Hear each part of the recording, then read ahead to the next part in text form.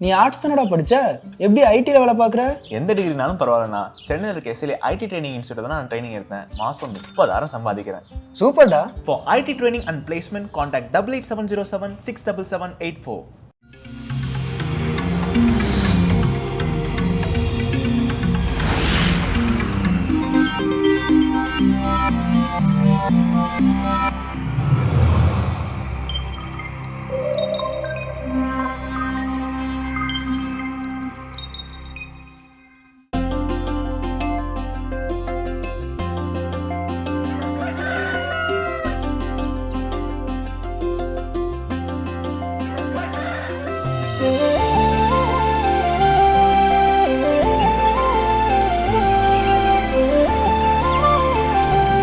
மாதா தொலைக்காட்சி அன்பு உள்ளங்கள் அனைவருக்கும் கடவுள் வணக்கம் நிகழ்ச்சியின் அன்பான வணக்கங்கள்.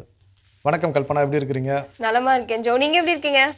எல்லா நாள் போலவே இன்றைய நாள் மகிழ்ச்சி சிறப்பு, ரொம்ப ரொம்ப உற்சாகமா இருக்கிறேன். கண்டிப்பா எல்லாருமே உற்சாகமா தான் இருப்பாங்க. ஏன்னா அப்படிப்பட்ட தலம் இந்த கடவுள் வணக்கம் தலம் இல்லையா? கண்டிப்பா. ஸோ இந்த மகிழ்ச்சியோடவே நம்ம கதைக்குள்ள போயிடலாமா? ஒரு 8 வயது சின்ன பையன் அவன் என்ன பண்றான், எப்பவுமே வீட்டுக்குள்ள அவங்க அப்பாவுடைய விருப்பம் என்ன அப்படின்னா, வெளியே போய் அவன் விளையாடக்கூடாது. ஏன்னா வெளியே போய் விளையாடினானா எல்லாமே ஹைஜீனிக்காக எதுவுமே இருக்காது. ஸோ அதனால வெளியே போய் விளையாடப்போ அடிபட்டுரும் அப்படின்னு சொல்லிட்டு அவருடைய எண்ணங்கள். அதனால எப்பவுமே வீட்டுக்குள்ளேயே அவனுக்கு வந்து பெரிய பெரிய புத்தகங்கள் வாசிப்பதற்கும், அதே மாதிரி விலை உயர்ந்த டேப்லெட் எல்லாம் கையில வந்து வாங்கி கொடுத்துட்டு அவங்க இதை மாதிரி நீ இங்கேயே வச்சு இதே விளையாடுப்பா வீட்டுக்குள்ளேயே அப்படின்னு சொல்ற ஒரு பெற்றோர். இந்த பிள்ளையும் சின்ன வயசுல இருந்தே இதை பழகி பழகி வீட்டுக்குள்ளேயே தான் விளையாடிட்டே இருந்தது. ஒரு நாள் என்ன ஆகுது அப்படின்னு பார்த்தீங்கன்னா, பள்ளியில் வந்து அவங்களுடைய ஆண்டு விழாப்போ விளையாட்டு பந்தயம்லாம் வைப்பாங்க இல்லையா, அதில் ஓட்ட பந்தயத்தில் இந்த பிள்ளை கலந்துக்கிறாங்க. அதே நம்ம எதிர்பார்த்தது தான், தோத்தும் போகிறாங்க. ஓடிட்டே இருக்கும்போது திடீர்னு மூச்சு திணறி கீழே விழுந்துடுறான். ஆனால் கூட போயிட்டு இருந்த அவன் நண்பன் என்ன பண்ணுறான், கை கொடுத்துட்டு தட்டி விட்டுட்டு ஒன்றும் இல்லடா வாரன்னு சொல்லி கூட்டிகிட்டு அந்த பந்தயத்தையும் முடிச்சிடுறாங்க. ஆனால் இதை பார்த்து அப்போ தான் அவருடைய அப்பா வந்து என்ன பண்ணுறாரு, யோசிக்கிறார். நம்ம வந்து இது வரைக்கும் இந்த பிள்ளையை நம்ம வெளியே விட்டதே கிடையாது. வெளியே விடாமல் இருந்ததால தான் இந்த சொசைட்டியோட இதில் வந்து எப்படி கம்யூனிகேட் பண்ணணும், எப்படி பசங்களோட வளரணும் அப்படின்றது தெரியாமல் போயிடுச்சு. கீழே விழுந்த பையனுக்கு எப்படி எழுந்துக்கணும்னு கூட தெரியாமல் போயிடுற அளவுக்கு அவன் வீட்டுக்குள்ளேயே வந்து திணிக்கப்பட்டிருக்கான் அப்படின்னு தான் சொல்லணும். இப்போ இருக்க இந்த காலகட்டத்திலையும் நம்மளுடைய குழந்தைகள் நம்ம என்ன பண்ணுறோம் அப்படின்னா, வெளியே விளையாட விடாமல், வெளியே போனால் எங்கே போயிட்டு அழுக்கெல்லாம் வந்து தொத்திட்டு வந்துடுவாங்களோ, உடம்பு முடியாமல் போயிடுமோ அப்படின்னு சொல்லிட்டு பயந்து வெளியே விளையாடாமல் அனுமதிக்காமல் இருக்கும் இல்லையா? அதுக்கெல்லாம் வந்து ஒரு பெரிய முற்றுப்புள்ளியாக தான் இந்த கதையினுடைய நீதி நம்மளுக்கு சொல்லப்பட்டிருக்கு. நம்மளுடைய குழந்தைகள் விளையாடுற அந்த இடம் வந்து பார்த்தீங்கன்னா திறந்த வெளி மட்டுமல்ல, அது திறந்த வெளி பள்ளி அப்படின்றத நம்ம அந்த குழந்தைகளுக்கு சொல்லிக் கொடுக்கணும் அப்படின்ட்டு. நிச்சயமாக. ஸோ சிறப்பான ஒரு கதை, இந்த கதை கொடுக்கக்கூடிய சிறப்பான சிந்தனையோடு எனக்கு நாளை தொடங்கலாம். இப்போ ஆலய தரிசனம் பார்க்கலாம்.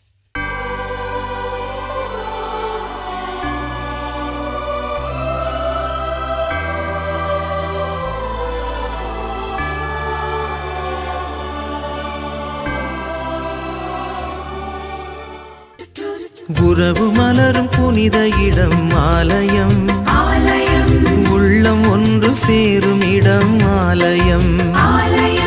உறவு மலரும் புனித இடம் ஆலயம், உள்ளம் ஒன்று சேரும் இடம் ஆலயம். உணர்வு பெருகிட, உயர்வு அடைந்திட, உண்மை வழி செல்லும் வாழ்வும் ஆலயம்.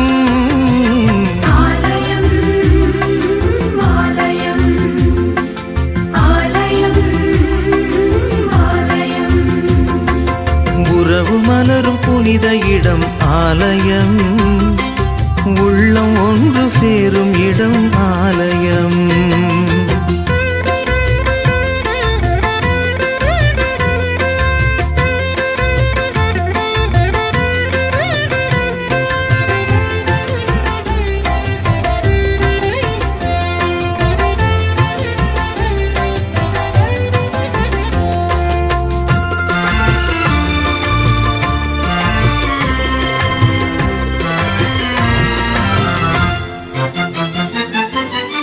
இயற்கை காத்திடும் மாந்தர் வாழிடம்,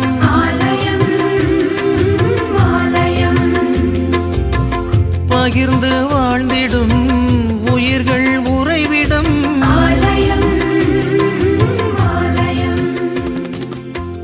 மனிதத்தை உயிரென சிறப்பான அற்புதமான ஆலய தரிசனம் நம்ம பார்த்துட்டோம். இந்த புன்னகை முகத்தோடவே இந்த நாளும் நம்ம ஆரம்பிக்க போறோம். நல்ல விதையை விதைக்கும் பொழுது நமக்கு நல்ல மகசூலம் கிடைக்கும் இல்லையா, அதாவது நல்ல விளைச்சல்கள் கிடைக்கும். அதே போன்றுதான் நல்ல எண்ணங்களை நம் மனதிற்குள் விதைக்கும் பொழுது நம்முடைய வாழ்க்கையும் மிக அழகாக இருக்கும். அப்படிப்பட்ட நல்ல எண்ணங்கள், நல்ல சிந்தனைகளை இன்றைய தளம் நமக்கு என்ன கற்றுக் கொடுக்க போகிறது? ஸோ இன்றைக்கி வந்து ஒரு சிறப்பான ஒரு நாள் என்ன அப்படின்னா, இன்டர்நேஷ்னல் ஒலிம்பிக் டே அப்படிங்கிற ஒரு நாளை வந்து இன்னைக்கு அனுசரிக்கிறோம். அதாவது ஒலிம்பிக் கமிட்டியானது 1894ஆம் ஆண்டு இதே ஜூன் 23ஆம் நாளில் தொடங்கப்பட்டதனுடைய நினைவாக ஒவ்வொரு ஆண்டும் இந்த ஜூன் 23ஆம் நாள் அப்படிங்கிறத வந்து ஒலிம்பிக் டே அப்படின்னு செலிப்ரேட் பண்ணுறாங்க. ஸோ இந்த ஒலிம்பிக் அப்படின்னா நம்ம எல்லாருக்கும் தெரியும், 2 விதமான ஒலிம்பிக்ஸ் போட்டி இன்றைக்கி உலகத்தில் நடந்துட்டு இருக்கு. ஒன்று சம்மர் ஒலிம்பிக்ஸ் போட்டி அண்ட் வின்டர் ஒலிம்பிக்ஸ். நமக்கு வந்து சம்மரில் தான் நம்ம அதிகமாக பங்கெடுக்கிறதுனால அதை பற்றி மட்டும் தான் நமக்கு தெரியுது. வின்டர் ஒலிம்பிக்ஸும் இன்னொன்று என்ன இருக்குது, அந்த பனி சார்ந்த விளையாட்டுகள் நடக்கக்கூடிய அந்த இது இருக்குது. ஸோ இப்போ இந்த விளையாட்டுகள் அப்படிங்கிறப்போ ஒவ்வொரு நாட்டினரான ஒரு கலாச்சார பரிவர்த்தனையாக இருக்கலாம், ஒரு ஒவ்வொரு நாட்டினுடைய திறமைகளை வெளிக்கொணரக்கூடிய விஷயமா இருக்கலாம்.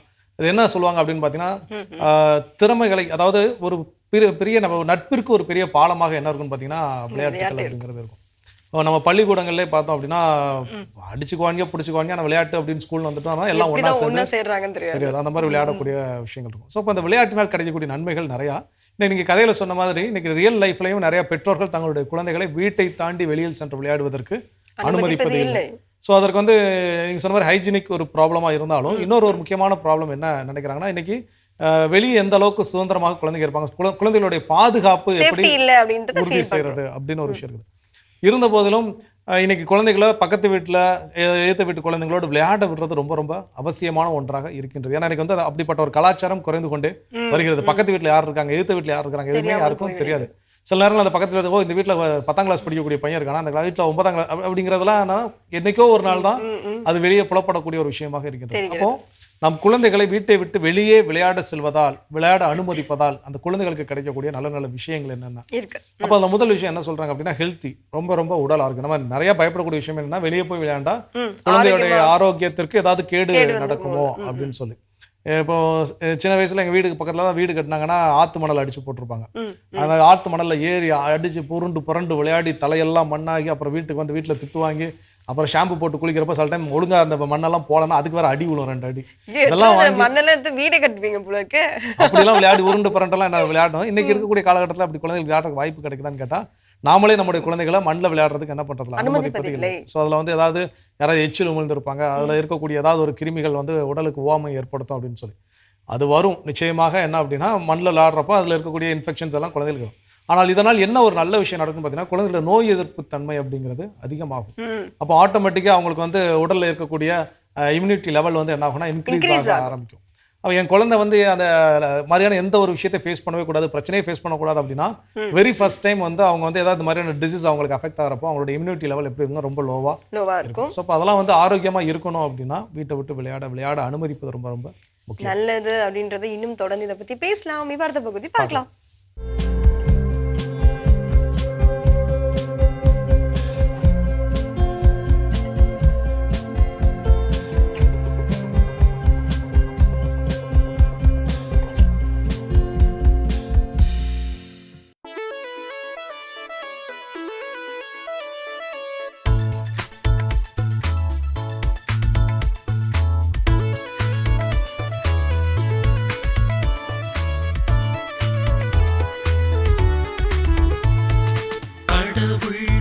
நகரை என்னாலும் நிலைத்திருக்கச் செய்வார்.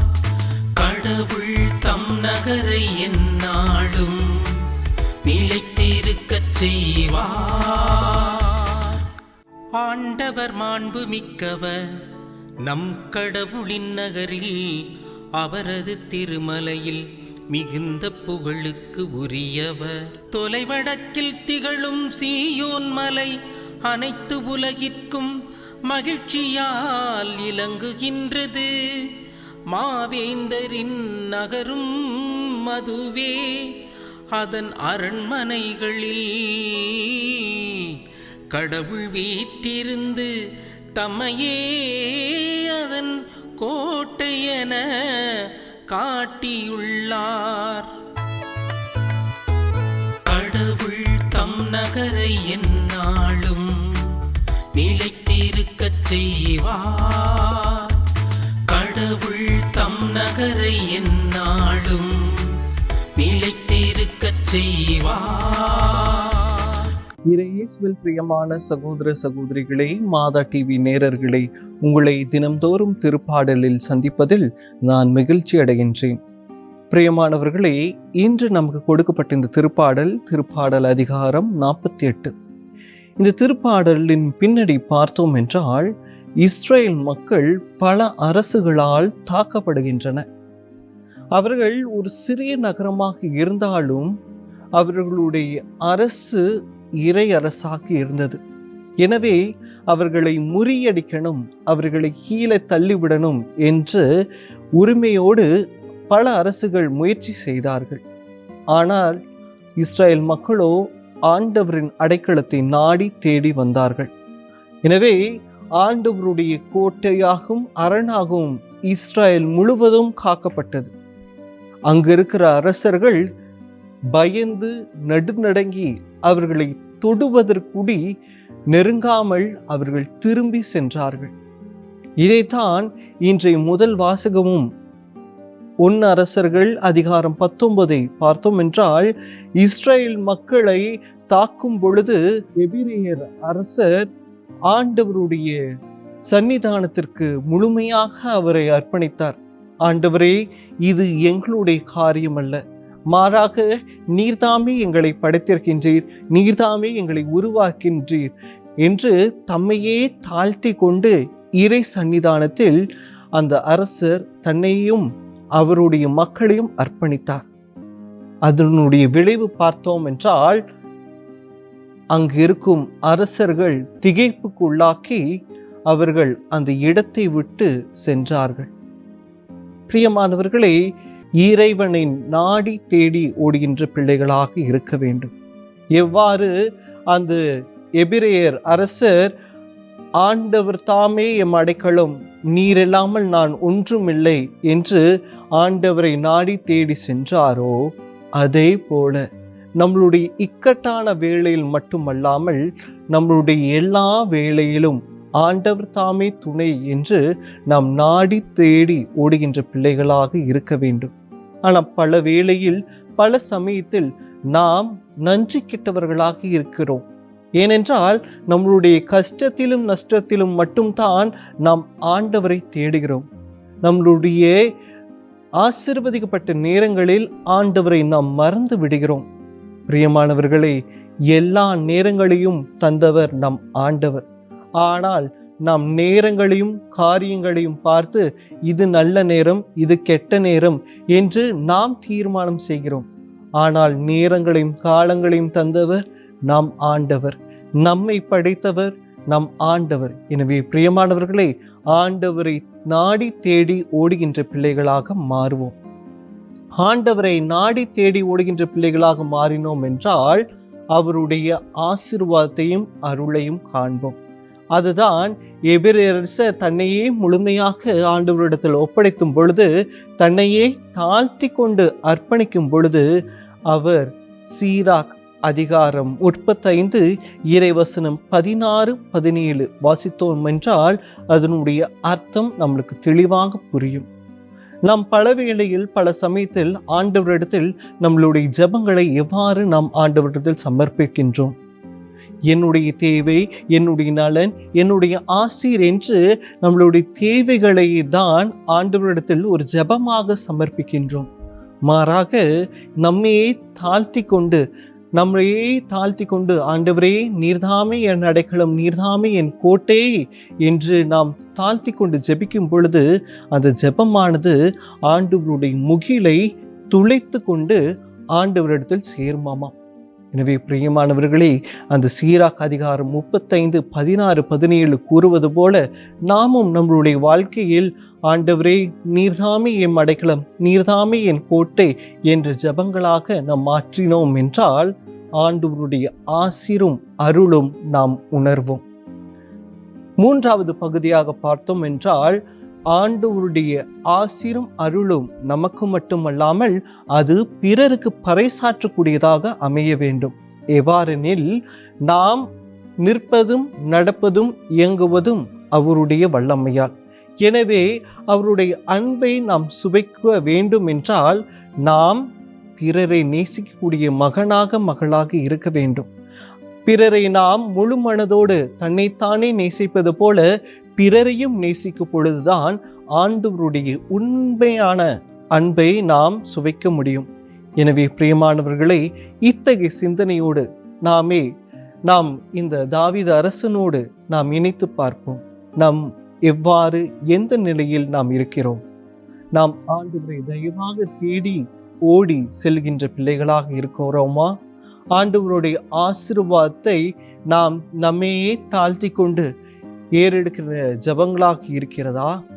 நாம் பிறரை எந்த வேறுபாடு இல்லாமல் ஆண்டவருடைய பிள்ளைகள் என்ற மனநிலையில் நாம் அவர்களை நேசிக்கிறோமா? சிந்திப்போம், ஜெபிப்போமா? எங்களை படைத்து பராமரித்து வருகின்ற பரலோக தகப்பனே, இவ்வேளையிலே ஆண்டவரே, எங்களுக்கு இந்த நாளையும் இந்த நேரத்தையும் பொழுதையும் கொடுத்த மேலான கிருபைக்காக நன்றி செலுத்துகிறோம். ஆண்டவரே, நாங்கள் நிற்பதும் நடப்பதும் இயங்குவதும் உமது வல்லமையால். எனவே அவை உணர்ந்தவர்களாய் நாங்கள் எப்பொழுதும் உமது மகிமையும் மாட்சியும் எடுத்துரைக்கவும் அவற்றையே நாடி தேடி செல்கின்ற பிள்ளைகளாக மாறவும் வாழவும் எங்களை பயன்படுத்தும். எங்கள் ஜெபங்களெல்லாம் எங்கள் ஆண்டவராகிய இயேசு கிறிஸ்து வழியாகவும் மன்றாடுகிறோம். ஆமேன். அருமையான பகுதி, தினம் ஒரு திருப்பாடல் பார்த்துட்டோம். இன்னைக்கான பாடலும் கேட்டாச்சு. அதோட நாம இன்னைக்கு பேசிட்டு இருக்கிறோம் கடவுள் வணக்கம் நிகழ்ச்சியில குழந்தைகளை வீட்டை விட்டு வெளியே சென்று விளையாடுவதற்கு அனுமதிப்பதால் அந்த குழந்தைகளுக்கு கிடைக்கக்கூடிய நன்மைகள் என்னென்ன அப்படின்னு பேசிட்டு இருக்கிறோம். அதில் அடுத்தது என்ன சொல்றோம்? கண்டிப்பா இப்ப இருக்க குழந்தைங்க கிட்ட இந்த ஒரு சின்ன ஒரு பேச்சுவார்த்தையில நம்ம ஈடுபடுறப்போ பெரிய பெரிய வார்த்தைகள் நம்ம ஏதோ சொன்னா கூட அவங்களுக்கு புரியாது. சும்மா நார்மலாக வந்து அவங்களுடைய கான்வர்சேஷன் முடிச்சுட்டு போயிட்டே இருப்பாங்க. ரீசன் என்ன அப்படின்னு பார்த்தீங்கன்னா, இந்த மாதிரி விளையாடுறதுக்கு அவங்களுக்கு வெளியே அனுமதிக்காமல் இருக்கிறதால தான். பல குழந்தைங்களோட அவங்க ஒன்று சேர்ந்து விளையாடும் பொழுது அவங்களோட பேசிக்கொள்வதும் அவங்களோட சில உரையாடல்களை வந்து கற்றுக்கொள்வதும் அப்படின்றத அவங்க நிறையவே வந்து கற்றுப்பாங்க இல்லையா? அந்த மாதிரி இல்லாமல் இருப்பதால் நிறைய பிரச்சனைகளுக்கு உள்ளாவாங்க. முக்கியமாக நம்ம வெளியே விளையாட விட்டுட்டோம் அப்படின்னா அவங்களுடைய அந்த கம்யூனிகேஷன் லெவல் அதை வந்து ரொம்ப நல்லாவே நம்மள வந்து பார்க்க முடியும், அதோடைய growth. கண்டிப்பாக என் வீட்டில் குழந்தை ரொம்ப அமைதியாக இருக்கு, யார்ட்டையும் பேச மாட்டேங்குது அப்படின்னா நீங்கள் அந்த குழந்தைய விளையாட வெளியே அனுமதிக்கலாம். இல்லை, அது விளையாட வெளியே செல்லாததுனால யார்கிட்ட என்ன பேசணும், எப்படி பேசணும் எதுவும் அதுக்கு தெரியறது கிடையாது. ஸோ இந்த ரிலேஷன்ஷிப் பில்டிங் அப்படிங்கிற ஒரு விஷயம் இந்த விளையாடும் போது தான், இது என் ஃப்ரெண்டு, நானும் இவனும் ஃப்ரெண்டு அப்படின்னு சொல்லக்கூடிய விஷயங்கள் தான் அந்த விளையாடும் போது தான் என்ன உருவாகும். அது வந்து பிளான் பண்ணி அப்படி நடக்குமான்னு கேட்டால் கிடையாது. யதார்த்தமாக அந்த விளையாட்டில் ஏதோ ஒரு சில விஷயங்கள் நமக்கு ஏதோ ஒருத்தருக்கு செய்யக்கூடிய உதவியோ ஏதோ ஒன்று ஈர்க்கின்ற பொழுது இது என்னுடைய நண்பன் அப்படிங்கிற ஒரு எண்ணம் வந்து என்ன ஆகணும், ஏற்படும். ஸோ இப்போ இதெல்லாம் நம்ம வீட்டை விட்டு வெளியே விளையாட அனுமதிக்காததுனால எப்படி அண்டை மனிதரோடு பேசுவது, பழகுவது அப்படிங்கிற விஷயங்களை வந்து இந்த குழந்தைகள் சில நேரங்கள் கற்றுக்கொள்ளாமலும் போகலாம், சில நேரங்கள் ரொம்ப ஸ்லோவாக கற்றுக்கூடிய நிலையில் இருக்கும். ஆனால் வெளியே விளையாட அனுமதிக்கின்ற பொழுது இதெல்லாம் ஈஸியாக என்ன பண்ணுவாங்க, கற்றுக்கொள்வார்கள். இன்னும் தொடர்ந்து பேசலாம், படுத்து பகுதி பார்க்கலாம்.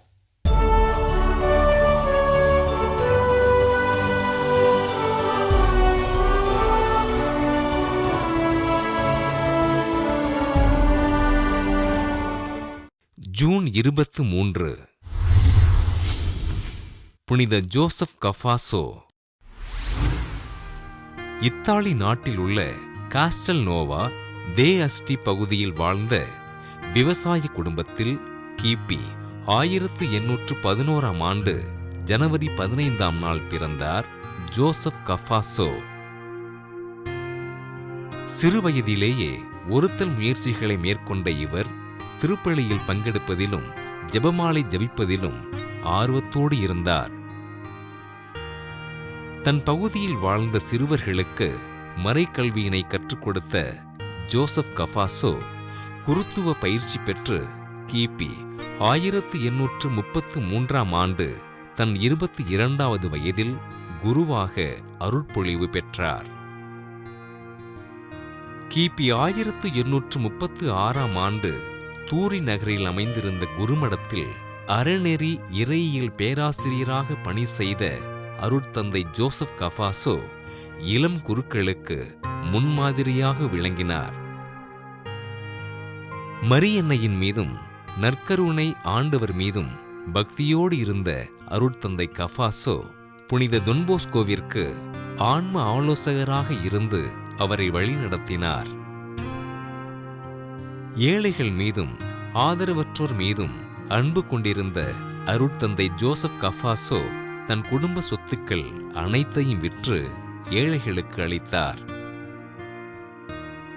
சிறைச்சாலைகளுக்கு சென்று அனைத்து கைதிகளையும் சந்தித்து ஆறுதல் கூறிய அருட்தந்தை ஜோசப் கஃபாசோ கிபி 1860ஆம் ஆண்டு ஜூன் 23ஆம் நாள் தன் 49வது வயதில் விண்ணகமடைந்தார்.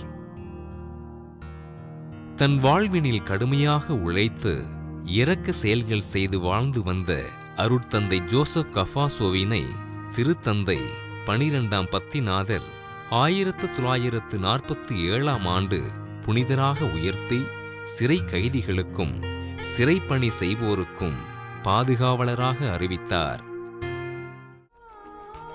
புனித ஜோசப் கஃபாசோ திருவிழாவினை கொண்டாடுகின்ற நாம் சிறையில் வாழுகின்ற சகோதர சகோதரிகளுக்காகவும் அவர்களின் தேவைகளுக்காகவும் ஜெபிப்போம்.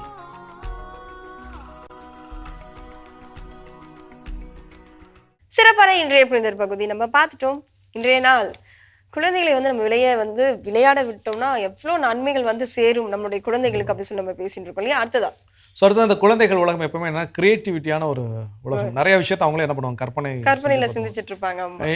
எப்பவுமே குழந்தைகளுக்கு இன்னைக்கு சொல்லுவாங்க, குறிப்பா 90s கிட்ஸ் அதுக்கு முன்னாடி உள்ளவங்கலாம் பார்த்தீங்கன்னா விளையாட்டு பொருள்னு சொல்லி அவங்க விளையாட்டு ஜாமான் எதுவும் வாங்கி தர வேண்டிய தேவையில்லை. இருக்கிற பொருளை அவங்க என்ன பண்ணுவாங்க, விளையாட்டு பொருளா மாத்திக்குவாங்க. இப்போ உதாரணத்துக்கு கிரிக்கெட் விளையாட போகிறதுக்கு பேட் இல்லை அப்படின்னு பார்த்தீங்கன்னா அங்கே ஏதாவது தென்னை ஓலை விழுந்து கிடந்துச்சு அப்படின்னா அதை உடச்சி அந்த மீதி இருக்கக்கூடிய போர்ஷனுக்கு பேட்டை என்ன பண்ணிக்குவாங்க, நாங்களாம் பறிச்சு அட்டை இருந்ததில்ல அதெல்லாம் எடுத்து பேட்டா கிரிக்கெட் யூஸ் பண்ணி விளையாடுவோம். இன்னொன்று என்ன, கர்ச்சிஃப் அழகாக என்ன பண்ணலாம், கர்ச்சிஃபை ஒரு மடிச்சு ஒரு ஃபோல்ட் பண்ணி எடுத்தா அதை என்ன பண்ணலாம், பாலா கிரியேட் பண்ணிடலாம். அதில் 2 ரப்பர் பேண்ட் போட்டுலாண்டா அது விளையாட்ட ஆரம்பிச்சிடும். வேஸ்ட் பேப்பர்ஸ்ல இருந்துன்னா அதை பால் பண்ணி விளையாடுவோம். ஸோ இப்படி நிறைய விஷயங்கள் என்ன நம்ம விளையாட்டு பொருட்களை உருவாக்க வேணும் அப்படிங்கிற விஷயம் இல்லாமல் அதை உருவாக்கி கொள்வது. ஏன்னா கிரியேட்டிவிட்டி இது இன்னைக்கு இருக்கக்கூடிய குழந்தைகள்கிட்ட இருக்குது. ஆனால் ஏன் வெளிப்படவில்லை அப்படின்னா அந்த குழந்தைகள் நம்ம வெளியே விளையாடுறதுக்கு அனுமதிக்கிறது இல்லை. ஸோ இப்போ ஒரு வெளியே விளையாட நம்ம அனுமதிக்கின்ற பொழுது அந்த குழந்தைகள் மற்ற குழந்தைகளோட சேர்ந்து விளையாடுறப்போ சின்ன வயசுல இந்த கூட்டாஞ்சோறு அப்படின்லாம் சொல்லுவாங்க. ஒவ்வொருத்தவங்க ஒவ்வொரு வீட்டில் இருந்து ஒருத்தர் அரிசி எடுத்துருவாங்க, மொத்தமாக சேர்த்து வச்சு என்ன பண்ணுவாங்க. அது சமையல் நல்லா வருதோ இல்லையோ, அது வேகுதோ வேகலையோ அதெல்லாம் 2வது விஷயம். ஆனால் ஏதோ ஒன்று உருவாக்கக்கூடிய ஒரு எண்ணம் அப்படிங்கிற அந்த ஒரு விஷயம் இருக்கும். ஸோ இப்போ இதெல்லாம் வெளியே விளையாட அனுமதிக்கின்ற பொழுது ஒரு குழந்தை இன்னொரு குழந்தைகிட்ட இருந்து ஏதோ ஒரு நல்ல விஷயங்கள் என்ன பண்ணிக்கணும், கற்றுக்கொள்ளும். அதில் உங்களுடைய கிரியேட்டிவிட்டி ஏதோ இப்போ பேய் மாதிரி விளையாடணும் அப்படின்னு நம்ம சொல்லணும் அப்படின்னா நீ தான் பேய் அப்படின்னு சொன்னால் உடனே அந்த பேய் மாதிரி ஆவும் அவங்க என்ன பண்ணுவாங்க, அந்த சத்தம் கொடுக்குறதா. இப்போ சில நேரங்கள் திருடன் போலீஸ் விளையாடுறோம் அப்படின்னு சொன்னால் இப்போ நீ திருடன் நீ போலீஸ் அப்படின்னா அப்போ திருடன் எப்படி அவனுடைய உடல் மொழி எப்படி இருக்கும், ஒரு போலீஸ்னா அவருடைய உடல் மொழி எப்படி இருக்கும். ஸோ இப்போ அதெல்லாம் யாருமே அவங்களுக்கு சொல்லி கொடுத்து இது 10 நாள் ப்ராக்டிஸ் பண்ணி அன்னைக்கு விளையாடலாம் அப்படிங்கிறதெல்லாம் கிடையாது. அந்த டைம் போகிறப்ப அது ஃப்ளோவாகவே என்ன வெளியே வரும். ஸோ அப்படிப்பட்ட கிரியேட்டிவிட்டி வெளியே வர்றதுக்கு இது பெரிய ஹெல்ப்ஃபுல்லாக இருக்கும். இன்னும் இது போன்ற நிறைய உதவியான விஷயங்கள் இன்னும் தொடர்ந்து பேசலாமே. அடுத்த பகுதி பார்க்கலாம்.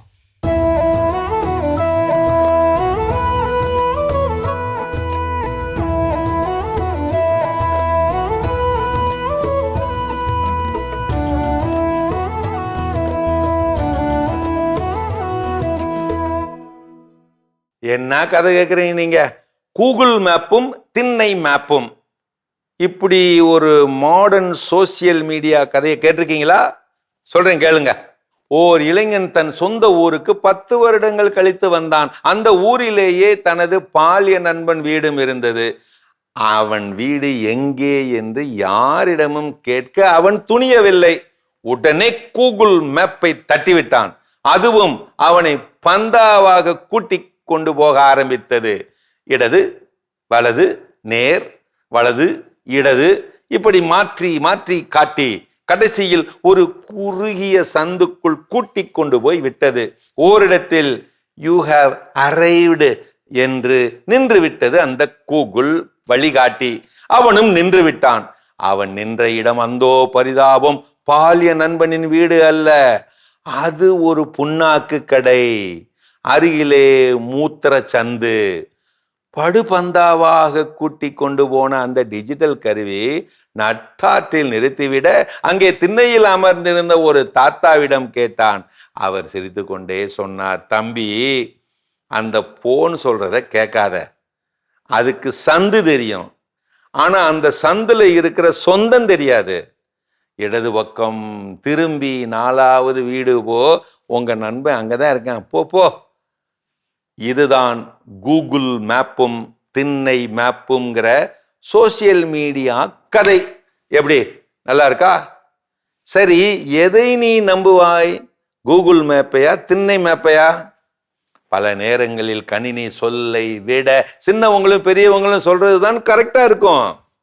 அவன் ஒரு முக்கியமான தேர்வுக்காக படித்து கொண்டிருந்தான். மிக மிக முக்கியமான தேர்வு. ஒவ்வொரு 5 நிமிடத்திற்கும் அவனது போனிலே டொங் என்று சத்தம் வரும், நோட்டிபிகேஷன் சத்தம் வரும். அதை திறந்து பார்த்த உடனே அடுத்து இன்னொன்று வரும், அது ஒரு ரீல்ஸுக்குள்ளே கொண்டு போய்விடும். அவ்வளவுதான். அடுத்த அரை மணி நேரம் எங்கே போகிறது என்றே தெரியாது, ஒரே ரீல்ஸ் மயமாகி போகும். இப்படி ஒரு சிலந்தி வலையில் சிக்கிய ஈயை போல அவன் அந்த செயலிகளுக்குள் சிக்கிக் கொண்டான். அது ஒரு கவனச்சிதறல் சிலந்தி வலை, டிஸ்ட்ராக்ஷன் வெப் என்றும் புரிந்து கொண்டான். இறுதியிலே முடிவுக்கு வந்தான். தன் செல்போனை டூ நாட் டிஸ்டர்ப் மோடில் போட்டுவிட்டு தனியாக ஒரு அறையில் போய் அமர்ந்தான். அப்புறம்தான் அவனால் அந்த புத்தகத்தை முழுமையாக தன்னிறைவாக வாசிக்க முடிந்தது, பரீட்சைக்கு தயாராகவும் முடிந்தது. அந்த அனுபவமே அலாதிதான் எனவும் ஆத்மார்த்தமாக உணரவும் முடிந்தது. உலகத்துடன் இணைந்திருக்க இணையம் தேவைதான், ஆனால் உன்னுடன் நீ இணைந்திருக்க தனிமை தேவை, மறவாதே. இன்னொன்னு கேளுங்க. ஒரு இளைஞன் தன் காதலிக்கு கவிதை எழுத தெரியாமல் தடுமாறி போனான். தான் ஒரு கொரோனா பாஸ் பையன் என்பதால் ஒழுங்காக எழுத வரவில்லை. எழுத்து பிழைகள் ஏகத்திற்கு தாண்டவமாடின. உடனே எடுத்தான் AI சாட்பாட்டை, ஆணையிட்டான். காதலியை வர்ணித்து எனக்கு ஒரு கவிதை கொடு கேட்டுவிட்டான். அதுவும் ஒரு அட்டகாசமான கவிதையை தந்தது. எழுத்து கூட்டி வாசித்து அகமகிழ்ந்து போனான் அவன். அப்படியே அனுப்பி வைத்து விட்டான் காதலிக்கு. அனுப்பிய அரை மணி நேரத்தில் காதலியிடமிருந்து பதில் வந்தது, மினுக்கியது. இப்படி இந்த கவிதை படு சூப்பர். ஆனால் இந்த கவிதையை நேத்து உன்னுடைய ஃப்ரெண்ட் ரமேஷும் அவனுடைய ஆளுக்கு அனுப்பி இருந்தான். இப்படியா 2 பேருக்கும் ஒரே காதல் கவிதையை எழுதி அந்த AI சாட்பாட் எழுதி கொடுக்கும்? டெக்னாலஜி காதலை சொல்ல உதவும், ஆனால் உண்மையை சொல்ல உதவுமோ? சாட்பாட்டுகள் உணர்ச்சிகளை விட அதீத புள்ளி விவர தரவுகளுக்குத்தான் அதிக முக்கியத்துவம் கொடுக்கும். இப்படி அன்புள்ள ரதி, நமது கடந்த கால 6 மாத உரையாடல்களை ஆய்வு செய்ததில் நீ 85 விழுக்காடு ஹலோ சொல்லியிருக்கிறாய். இதில் உனக்கு என்மேல் காதல் இருப்பதாக சாத்தியக்கூறுகள் என்கின்ற ப்ராபபிலிட்டி 0.927% என்றுதான் கணக்கிடப்பட்டுள்ளது. ஆகவே நம் காதலுக்கு நான் திரையிடுகிறேன். இப்படிக்கு ரமேஷ். அருமையான கதைகள் 1000 பகுதி பார்த்துட்டோம். இன்னைக்கான கதை சிந்தனை 2 கேட்டாச்சு. அதோட நம்ம இன்னைக்கு பேசிட்டு இருக்கிறோம் கடவுள் வணக்கம் நிகழ்ச்சியில். நிச்சயமா குழந்தைகளை வீட்டை விட்டு விளையாட அனுமதிப்பதால், வெளியே சென்று விளையாட அனுமதிப்பதால் கிடைக்கக்கூடிய நல்ல விஷயங்கள் என்னென்னு பேசிட்டு இருக்கோம். அதில் அடுத்தது என்ன சொல்றாங்க? மன அழுத்தத்தை குறைக்கிறது. என்னங்க இது, குழந்தைங்களுக்கு போய் மன அழுத்தம் இருக்கா, அவங்களுக்கு போய் ஸ்ட்ரெஸ் இருக்கானா? அவங்களுக்கு தான் இப்போ அதிகமாகவே இருக்கு. போய் ஒரு குழந்தைங்க கிட்ட போயிட்டு நம்ம போய் கேட்டோம்னா, ஒரு சின்ன இன்டர்வியூ பண்ணோம்னா அவங்களே சொல்லுவாங்க எவ்வளோ ஸ்ட்ரெஸ் இருக்கு அப்படின்ட்டு. எதனால அப்படின்னா, குழந்தைகளை வெளியே வந்து விளையாட விடாம அந்த டைம்லயும் படி அந்த படிப்பு முக்கியம் அப்படின்றது ஓகே தான். ஆனால் எல்லா நேரமும் அதையே செய்யின்னு சொல்றப்ப அந்த குழந்தைகள் அவங்கள அறியாமே ஒரு ஸ்ட்ரெஸ்ஸுக்குள்ள போறாங்கன்றது உண்மை. நம்ம எல்லாருமே வந்து தெரிஞ்சுக்க வேண்டிய ஒன்று இல்லையா? ஸோ அப்படிப்பட்ட அந்த மன அழுத்தத்தை குறைப்பது எது அப்படின்னு பார்த்தீங்கன்னா, அவங்களுக்கான அந்த விளையாடுற டைம்ல வெளியே விடுறது நல்லது. நிச்சயமாக இந்த ஸ்கூல் டேஸில் பார்த்தீங்கன்னா எல்லா இங்கிலீஷ், மேக்ஸ், சயின்ஸ் என்ன பீரியட் இருந்தாலும் எல்லாருக்கும் பிடித்தமான ஒரு பீரியட் அப்படின்னு பார்த்தீங்கன்னா அந்த பிஇடி பீரியட். ஸோ எப்போண்டா அந்த கிளாஸ் வரும் அப்படின்னு ஸ்கூல் டேஸில் வந்து வாரத்துக்கு 2 பிஇடி பீரியட் தான் இருக்கும். ஸோ அப்போ அந்த 2 பிஇடி பீரியட் எப்போ வரும் அப்படிங்கிறது தவமா பண்ணிட்டு இருப்போம். அதில் பெரிய ஒரு மோசமான ஒரு விஷயம் என்னன்னு பார்த்தீங்கன்னா, குறிப்பாக என்னன்னா அந்த மேக்ஸ் டீச்சர்ஸ் தான் என்ன பண்ணுவாங்கன்னா, அந்த பிடி சார் வந்து கடன் வாங்கிப்பாங்க. மேக்ஸ் சிலபஸ் முடிக்க வேண்டியது, மேக்ஸோ சயின்ஸோ யாரோ ஒருத்தவங்க என்ன பண்ணிடுவாங்க, கடன் வாங்கி அதை அப்போ அந்த ஒரு கனவு உடஞ்சி போகிற இந்த கோட்டைகளெல்லாம் அப்படியே சில திரைப்படங்களை காட்டுவாங்க. அப்படியே வந்து அலை அடிக்கிறது அப்படியே நின்றோம், அந்த தென்னை மரங்கள் காற்றுல ஆடுறது அப்படியே எல்லாம் இருந்தால் ஸ்டாப் ஆயிரும். ஸோ அந்த மாதிரியான ஒரு மனநிலைக்கு ஸ்டூடெண்ட்ஸ் என்ன பண்ணுவாங்கன்னா ஆளாயிருவாங்க. ஸோ விஷயம்னா அதில் விளையாடணும் வைக்கணும் அப்படிங்கிறது ஆட்டோமேட்டிக்காக வெளியே விளையாடுறப்போ நம்மளுடைய எந்த இதை பற்றின கவலையும் நம்மக்கிட்ட ஃபஸ்ட்டு இருக்காது. ஸோ மார்க் ஷீட் கொடுத்தாங்களா, கொடுக்கலையா, மார்க் எடுத்தோமா எடுக்கலையா, பாஸ் ஆனோமா ஃபெயில் ஆனோமா, எதை பற்றியும் கவலை இருக்குது. அந்த இடத்துல நம்ம பல நேரங்கள் நம்ம சொல்கிறோம் இல்லைங்களா, ப்ரெசென்ட், இன்னைக்கு வாழக்கூடிய வாழ்க்கையை ப்ரெசென்ட்டில் என்ன பண்ணுங்க, வாழுங்க. நிகழ்காலத்தில் வாழ கற்றுக்கொள்ளுங்கள். எதிர்காலத்தை பற்றி கவலைப்படாதீங்க, கடந்த காலத்தை நினச்சி வருத்தப்படாதீங்க, நிகழ்காலத்தில் வாழ கற்றுக்கொள்ளுங்கள். விளையாடும் போது யாருமே எதிர்காலத்திலே கடந்த காலத்தில் இருக்கிறது கிடையாது. எல்லாருமே நிகழ்காலத்தில் தான் இருப்போம். இப்போவுமே இந்த வயசில் வீடுகளில் நம்ம ஏதாவது இன்டோர் கேம்ஸ், அவுட்டோர் கேம்ஸ் விளையாடுறப்ப பார்த்தீங்கன்னா எல்லாருடைய மனநிலை நாளைக்கு என்ன பண்ண போகிறோம், விளையாடி முடிச்சுட்டு என்ன பண்ண போகிறோம், விளையாடுறதுக்கு முன்னாடி எதை நினச்சி கவலைப்பட்டோம்னா எதுவுமே மைண்டில் இருக்காது. அந்த விளையாட்டை சம்மந்தப்பட்டோம் விளையாடும் போது என்ன மனநிலையோ அந்த நிகழ்காலத்தில் என்ன பண்ணுவோம் இருப்போம். ஸோ இப்போ அதுபோல் இந்த மாதிரி அற்புதமான தருணங்களை இது கொடுக்கறதுனால ஆட்டோமேட்டிக்காக அது குழந்தைகளுக்கு அவங்ககிட்ட இருக்கக்கூடிய டிப்ரெஷன், ஸ்ட்ரெஸ் எல்லாத்தையும் ஆட்டோமேட்டிக்காக என்ன பண்ணுது, ரிலீஸ் பண்ணி விட்டுறது. கண்டிப்பா குழந்தைகளை வந்து வெளியே விளையாட வேண்டும் அப்படின்றது எவ்வளவு இன்னும் குறிப்பா நம்ம வந்து தொடர்ந்து பேச முடியுமோ பேசலாம். ஆனா அதுக்கு முன்னாடி ஒரு சின்ன பிரேக் போயிட்டு வந்துடலாம். கண்டிப்பா.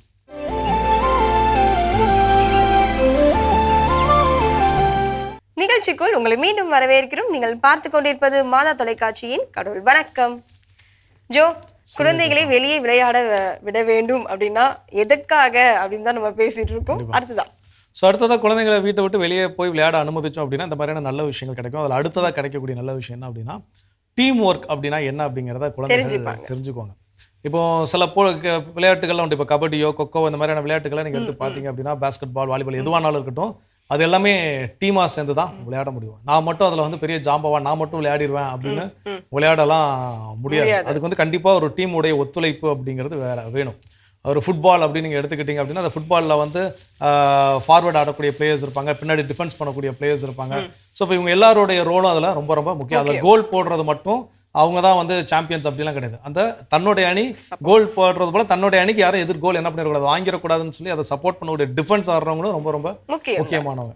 அப்போ ஒவ்வொருத்தருக்கும் இன்னொருத்தருடைய முக்கியத்துவம் என்ன அப்படிங்கிறத என்ன ஆகும்னா இந்த விளையாட்டு தான் என்ன பண்ணும், கற்றுக் கொடுக்கும். ஸோ இப்போ ஒரு சில இப்போ கபடி அப்படின்னு மேட்ச் எடுத்துக்கிட்டோம் அப்படின்னா ஒரு சில ரைடர்ஸாக இருப்பாங்க. அப்போ அந்த ரைடர்ஸ் என்ன பண்ணுவாங்கன்னு பார்த்தீங்கன்னா சென்டரில் வச்சுக்குவாங்க.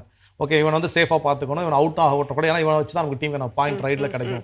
அப்போ அதில் கேச்சர்ஸ் சில பேர் இருப்பாங்க. அப்போ அவங்க 2 பேரும் நம்ம லெஃப்ட் கார்னர் ஒருத்தர், ரைட் கார்னர் ஒருத்தர் நிற்க வைப்பாங்க.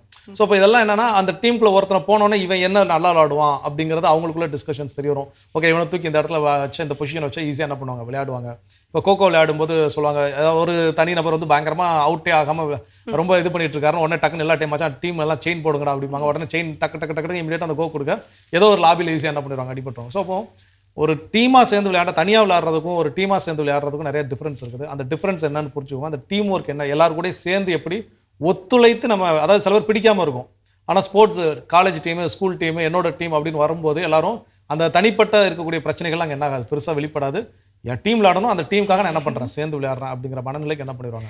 பார்த்து கொண்டிருக்கும் குட்டீஸ்லாம் என்ன ஜோ, நான் என்ன இப்போ பாரு பெரிய அண்ணாக்கெலாம் சப்போர்ட் பண்ணுறீங்க, நாங்களும் குட்டீஸ்லாம் இருக்கோம்ல அப்படின்னு சொல்லி யோசிப்பாங்களே. அவங்களும் தான் இந்த டீச்சர்ஸ் கேமு, அதே மாதிரி இந்த போலீஸு திருடன் கேம்லாம் சொல்கிறீங்களா, இதுலேயும் ஒரு கோஆர்டினேஷன் இருந்தால் தான் அந்த ஒரு லட்சியத்தை நோக்கி பயணிக்க முடியுன்ற மாதிரி அவங்களும் ஒரு கேரக்டரில் செட் ஆகி ஒன்றா யூனியனாக வந்து விளையாட முடியும்.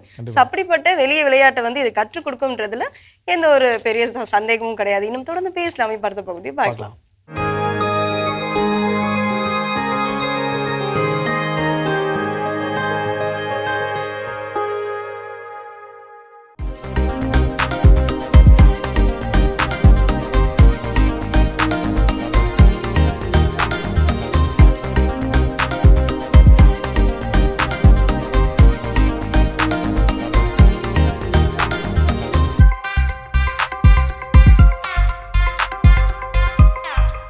எல்லாருக்கும் வணக்கம். நிறைய பேர் என்ன சொல்லுவாங்க, என் கொலஸ்ட்ரால் நார்மல்னு சொல்லுவாங்க. ஆனால் அந்த ரிப்போர்ட்டில் இருக்கிற ஆக்சுவல் நம்பர்ஸ் என்னென்னு அவங்களுக்கு தெரியாது. ஸோ கொலஸ்ட்ரால் ரிப்போர்ட் என்றது நாங்கள் லிப்பிட் ப்ரொஃபைல் ரிப்போர்ட் அப்படின்னு சொல்லுவோம். அது ஆக்சுவலாக உங்கள் ஃப்யூச்சர் ஹார்ட் ஹெல்த்க்கான ஒரு ரிப்போர்ட் கார்டு. இப்போ லிப்பிட் ப்ரொஃபைல்னால் என்னென்னு பார்க்கலாம். Lipid profile decoded by doctor G Surender, consultant interventional cardiologist. So இந்த லிப்பிட் ப்ரொஃபைல்னால் என்ன? பேசிக்காக லிப்பிட் ப்ரொஃபைல்ன்றது ஒரு பிளட் டெஸ்ட். ஸோ உங்கள் பிளட்டில் இருக்கிற வேரியஸ் டைப்ஸ் ஆஃப் ஃபேட்டை மெஷர் பண்ணி கொடுக்குற ரிப்போர்ட் தான் lipid profile. For example HDL, LDL, TGL, lipoprotein little a etcetera. யூஸ்வலாக பேஷண்ட்ஸ் பார்க்குறது அந்த டோட்டல் கொலஸ்ட்ரால் நம்பரை பார்த்துட்டு நான் நார்மலாக இருக்கா இல்லையான்னு சொல்லிட்டு அவங்கள ஜட்ஜ் பண்ணிப்பாங்க. பட் இந்த டோட்டல் கொலஸ்ட்ரால்னால் என்ன? டோட்டல் கொலஸ்ட்ரால்ன்றது ஒரு ஓவரால் ஸ்கோர். நீங்கள் எக்ஸாமில் எடுக்கிற ஒரு டோட்டல் ஸ்கோர்னு வச்சுக்கலாம். ஆனால் அது உங்களுக்கு ப்ராடர் பிக்சர் கொடுக்குமே தவிர உங்களுக்கு ஃபுல் ஸ்டோரி அது கொடுக்கறது கிடையாது. 2 பேஷண்ட்க்கும் ஒரே டோட்டல் கொலஸ்ட்ரால் இருக்குதுன்னு வச்சுக்கோங்களேன். பட் அவங்களுக்கு உள்ள ஹார்ட் அட்டாக் ஆன ரிஸ்க் கண்டிப்பாக வேறுபடும். இதை வச்சு தான் நம்ம மற்ற பேராமீட்டர்ஸ் பார்க்குறோம். எதை வச்சு நம்ம பார்க்குறோம்? அடுத்தது எல்டிஎல். இதுதான் வில்லன், த பேட் வில்லன் இந்த மூவி. ஸோ இதுதான் கெட்ட கொலஸ்ட்ரால் நம்ம காமனாக சொல்லக்கூடியது. இந்த கெட்ட கொலஸ்ட்ரால்னா என்ன அர்த்தம்? லிவரில் இருக்கிற கொலஸ்ட்ராலை நம்ம ரத்த குழாய்களுக்கு கொண்டு சேர்க்கறது மட்டும் இல்லாமல் அதோடைய சுவர்கள், அதாவது அந்த ரத்த குழாயோட சுவர்கள் வால்ஸில் போயிட்டு டெபாசிட் பண்ணுது. இது ஓவராலாக நாட்கள், மாதங்கள், வருடங்களாக இந்த டெபாசிஷன் ஆக உங்கள் இரத்த குழாய்கள் எல்லாம் சுருக்கம் ஏற்படுது. அதோடைய பிளட் ஃப்ளோவை அது பாதிக்குது. இதனால வரக்கூடியது தான் ஹார்ட் அட்டாக். இதுவே பிரெயினில் நடக்கும்போது அது நம்ம ஸ்ட்ரோக்குன்னு சொல்கிறோம். அடுத்தது ட்ரைகிளிசரைட்ஸ், டிஜிஎல்னு ஷார்ட் ஃபார்மாக சொல்கிறோம். இதுவும் ஒரு வகையான ஃபேட் இந்த பாடி. எப்போ உங்களுக்கு சுகர் அன்கண்ட்ரோல்டாக இருக்கோ, ஸ்மோக்கிங், ஆல்கஹால், தைராய்டு மற்றும் நிறைய காரணத்தினால இந்த ட்ரைக்ளிசரைட்ஸ் ரைஸ் ஆகுது. ஸோ எல்டிஎல் முதல் வில்லன்னா ட்ரைக்ளிசரைட்ஸ் உங்கள் ஹார்ட்டுக்கான ரெண்டாவது வில்லன். இந்த நான் ஹெச்டிஎல் கொலஸ்ட்ரால்ன்றது total number of harmful cholesterol particles உங்கள் பிளட்டில் எவ்வளோ இருக்குது அதர் தேன் ஹெச்டிஎல். ஸோ இது எல்லாமே உங்கள் ஃப்யூச்சர் ஹார்ட் அட்டாக் வரதுக்கான ரிஸ்க்கை நம்ம ப்ரெடிக்ட் பண்ணக்கூடிய நம்பர்ஸ். இப்போ நம்ம வேல்யூஸ் பார்க்கலாம். இந்த எல்டிஎல் கொலஸ்ட்ரால் வந்து நம்ம 100க்கு கீழே இருக்கணும். அதுவும் ஸ்டென்ட் வச்சவங்களுக்கு, பைபாஸ் பண்ணவங்களுக்கு இந்த கோல் இன்னுமே வேறுபடுது. அவங்களுக்கு இன்னுமே நம்ம ஸ்ட்ரிக்டராக பார்க்குறோம். எல்டிஎல் கொலஸ்ட்ரால் அவங்களுக்கு மினிமம் 55க்கு கீழே இருக்கணும். இந்த ஹெச்டிஎல் கொலஸ்ட்ரால் நம்மளுக்கு யூஸ்வலாக ஃபீமேல்ஸ்னால் அவங்களுக்கு 40க்கு மேலேயும், மேல்ஸ்னால் அவங்களுக்கு 50க்கு மேலேயும் இருக்கிறது நல்லது. ஸோ அடுத்து பார்க்க போகிறது யார் இந்த கொலஸ்ட்ரால் டெஸ்ட் பண்ணுறது. சார் நான் நல்லா இருக்கேனே, எனக்கு எந்த ஒரு சிம்டம்ஸும் இல்லையே, நான் கொலஸ்ட்ரால் டெஸ்ட் பண்ணணுமா அப்படின்னு கேட்டிங்கன்னா கண்டிப்பாக பண்ணணும். 30 வயசு தாண்டினவங்க, இல்லை அவங்க strong family history of heart disease இருக்கிறவங்க இன்னுமே கம்மியான வயசுலேயே இந்த ஸ்க்ரீனிங் ஸ்டார்ட் பண்ணணும். ஏன்னா கொலஸ்ட்ரால் ஜாஸ்தியாக இருக்கிறதுனால அவங்களுக்கு ஒரு சிம்டம்ஸுமே வரப்போகிறதில்ல. கொலஸ்ட்ரால் ஜாஸ்தியாகி அதனால் வர காம்ப்ளிகேஷன்ஸ்னால மட்டும்தான் பேஷண்ட்க்கு சிம்டம்ஸ் வரும். ஸோ நீங்கள் அது வரைக்கும் வெயிட் பண்ணக்கூடாது. Once you cross 30 years please get checked for your lipid profile. உங்கள் கார்டியாலஜிஸ்ட் கிட்ட கன்சல்ட் பண்ணுங்கள். அடுத்தது, இந்த கொலஸ்ட்ரால் நார்மலாக இருக்குது சார், இப்போது எனக்கு ஹார்ட் அட்டாக் வருமா வராதா? ஸோ கொலஸ்ட்ரால் அதாவது லிபிட் ப்ரொஃபைல்ன்றது a piece of the puzzle அப்படின்னு சொல்லலாம். இது ஹார்ட் அட்டாக் வரக்கூடிய நிறைய ரிஸ்க் ஃபேக்டர்ஸில் இதுவும் ஒரு risk factor. For example sugar, BP, smoking, obesity, genetic predisposition, இது எல்லாமே கூட ரிஸ்க் ஃபேக்டர்ஸ் ஃபார் இந்த ஹார்ட் அட்டாக். இதில் கொலஸ்ட்ரால்ன்றது ஒரு பகுதி தான். ஸோ உங்களுக்கு கொலஸ்ட்ரால் நார்மலாக இருந்தால் கூட மற்ற ரிஸ்க் ஃபேக்டர்ஸ் இருக்கும்போது உங்களுக்கு ஹார்ட் அட்டாக் வரதுக்கான ரிஸ்க்கும் கூடும். ஸோ உங்களுக்கு கொலஸ்ட்ரால் ஜாஸ்தி இருக்கிறதுனால உடனடியாக மாத்திரை ஆரம்பிக்கணும்னு அவசியம் இல்லை. யூஸ்வலாக உங்கள் கார்டியாலஜிஸ்ட் அந்த லைஃப் ஸ்டைல் மாடிஃபிகேஷன் பரிந்துரைப்பார். லைஃப் ஸ்டைல் மாடிஃபிகேஷன்னா என்ன? உங்களுக்கு ஏற்கனவே சுகர், பிபி இருந்ததுன்னா அது ஸ்ட்ரிக்டாக கண்ட்ரோல் கொண்டு வரணும். ஸ்மோக்கிங் பழக்கம் இருந்ததுன்னா அது கண்டிப்பாக விடணும். ஆல்கஹால் இருந்துச்சுன்னா அதையும் நீங்கள் அவாய்ட் பண்ணணும், இல்லை ரொம்பவே மினிமைஸ் பண்ணிக்கலாம்.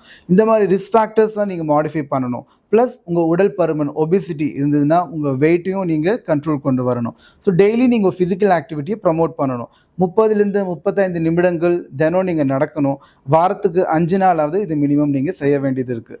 So dietary modification, red meat avoid பண்ணுறது. Red meat like mutton, beef, pork அதை அவாய்ட் பண்ணலாம். ப்ளஸ் உங்கள் avoiding processed foods and avoiding fried foods and avoiding foods which are rich in cholesterol and oil, அந்த மாதிரி items நீங்கள் avoid பண்ணுறதுனால உங்கள் cholesterol control ஆகிறதுக்கு வாய்ப்பு இருக்குது. பட் இது எல்லாமே நீங்கள் 1லேருந்து 3 மாதங்களுக்குள்ளே பண்ணி மறுபடியும் செக் பண்ணணும். இதுலேயும் உங்களுக்கு கொலஸ்ட்ரால் ஜாஸ்தி இருக்குன்னா ப்ராபப்ளி நீங்கள் ஜெனட்டிக்காக ப்ரீடிஸ்போஸ் ஆகிருக்கீங்கன்னு அர்த்தம். உங்களுக்கு மெடிசின்ஸ் கட்டாயம் தேவைப்படலாம். உங்கள் லிபிட் ப்ரொஃபைல் ரிப்போர்ட்டில் ஏதாவது டவுட்ஸ் இருந்ததுன்னா, அந்த நம்பர்ஸ் என்ன புரியலைன்னா கண்டிப்பாக நீங்கள் கார்டியாலஜிஸ்ட்டை கேட்கலாம். தேங்க்யூ. சிறப்பு அருமையான நலம் தரும் நேரம் பகுதி பார்த்தாச்சு. இன்னைக்கான மருத்துவ ஆலோசனையை கேட்டு தெரிஞ்சுக்கிட்டோம். அதோட நாம் இன்னைக்கு கடவுள் வணக்கம் நிகழ்ச்சியில் பேசிட்டு இருக்கிறோம். இன்டர்நேஷனல் ஒலிம்பிக் டேல குழந்தைகளை வீட்டை விட்டு வெளியே சென்று விளையாட அனுமதிப்பதால் கிடைக்கக்கூடிய நன்மைகள் அடுத்ததா என்ன சொல்றாங்க? இன்னைக்கு பல குழந்தைங்களுடைய மத்தியில அவங்க கிட்ட இந்த ஒரு தன்னம்பிக்கைன்ற ஒரு விஷயம் பார்க்கவே முடியல. காரணம் என்ன அப்படின்னா, இதுதான் ஒரு பெரிய காரணம்.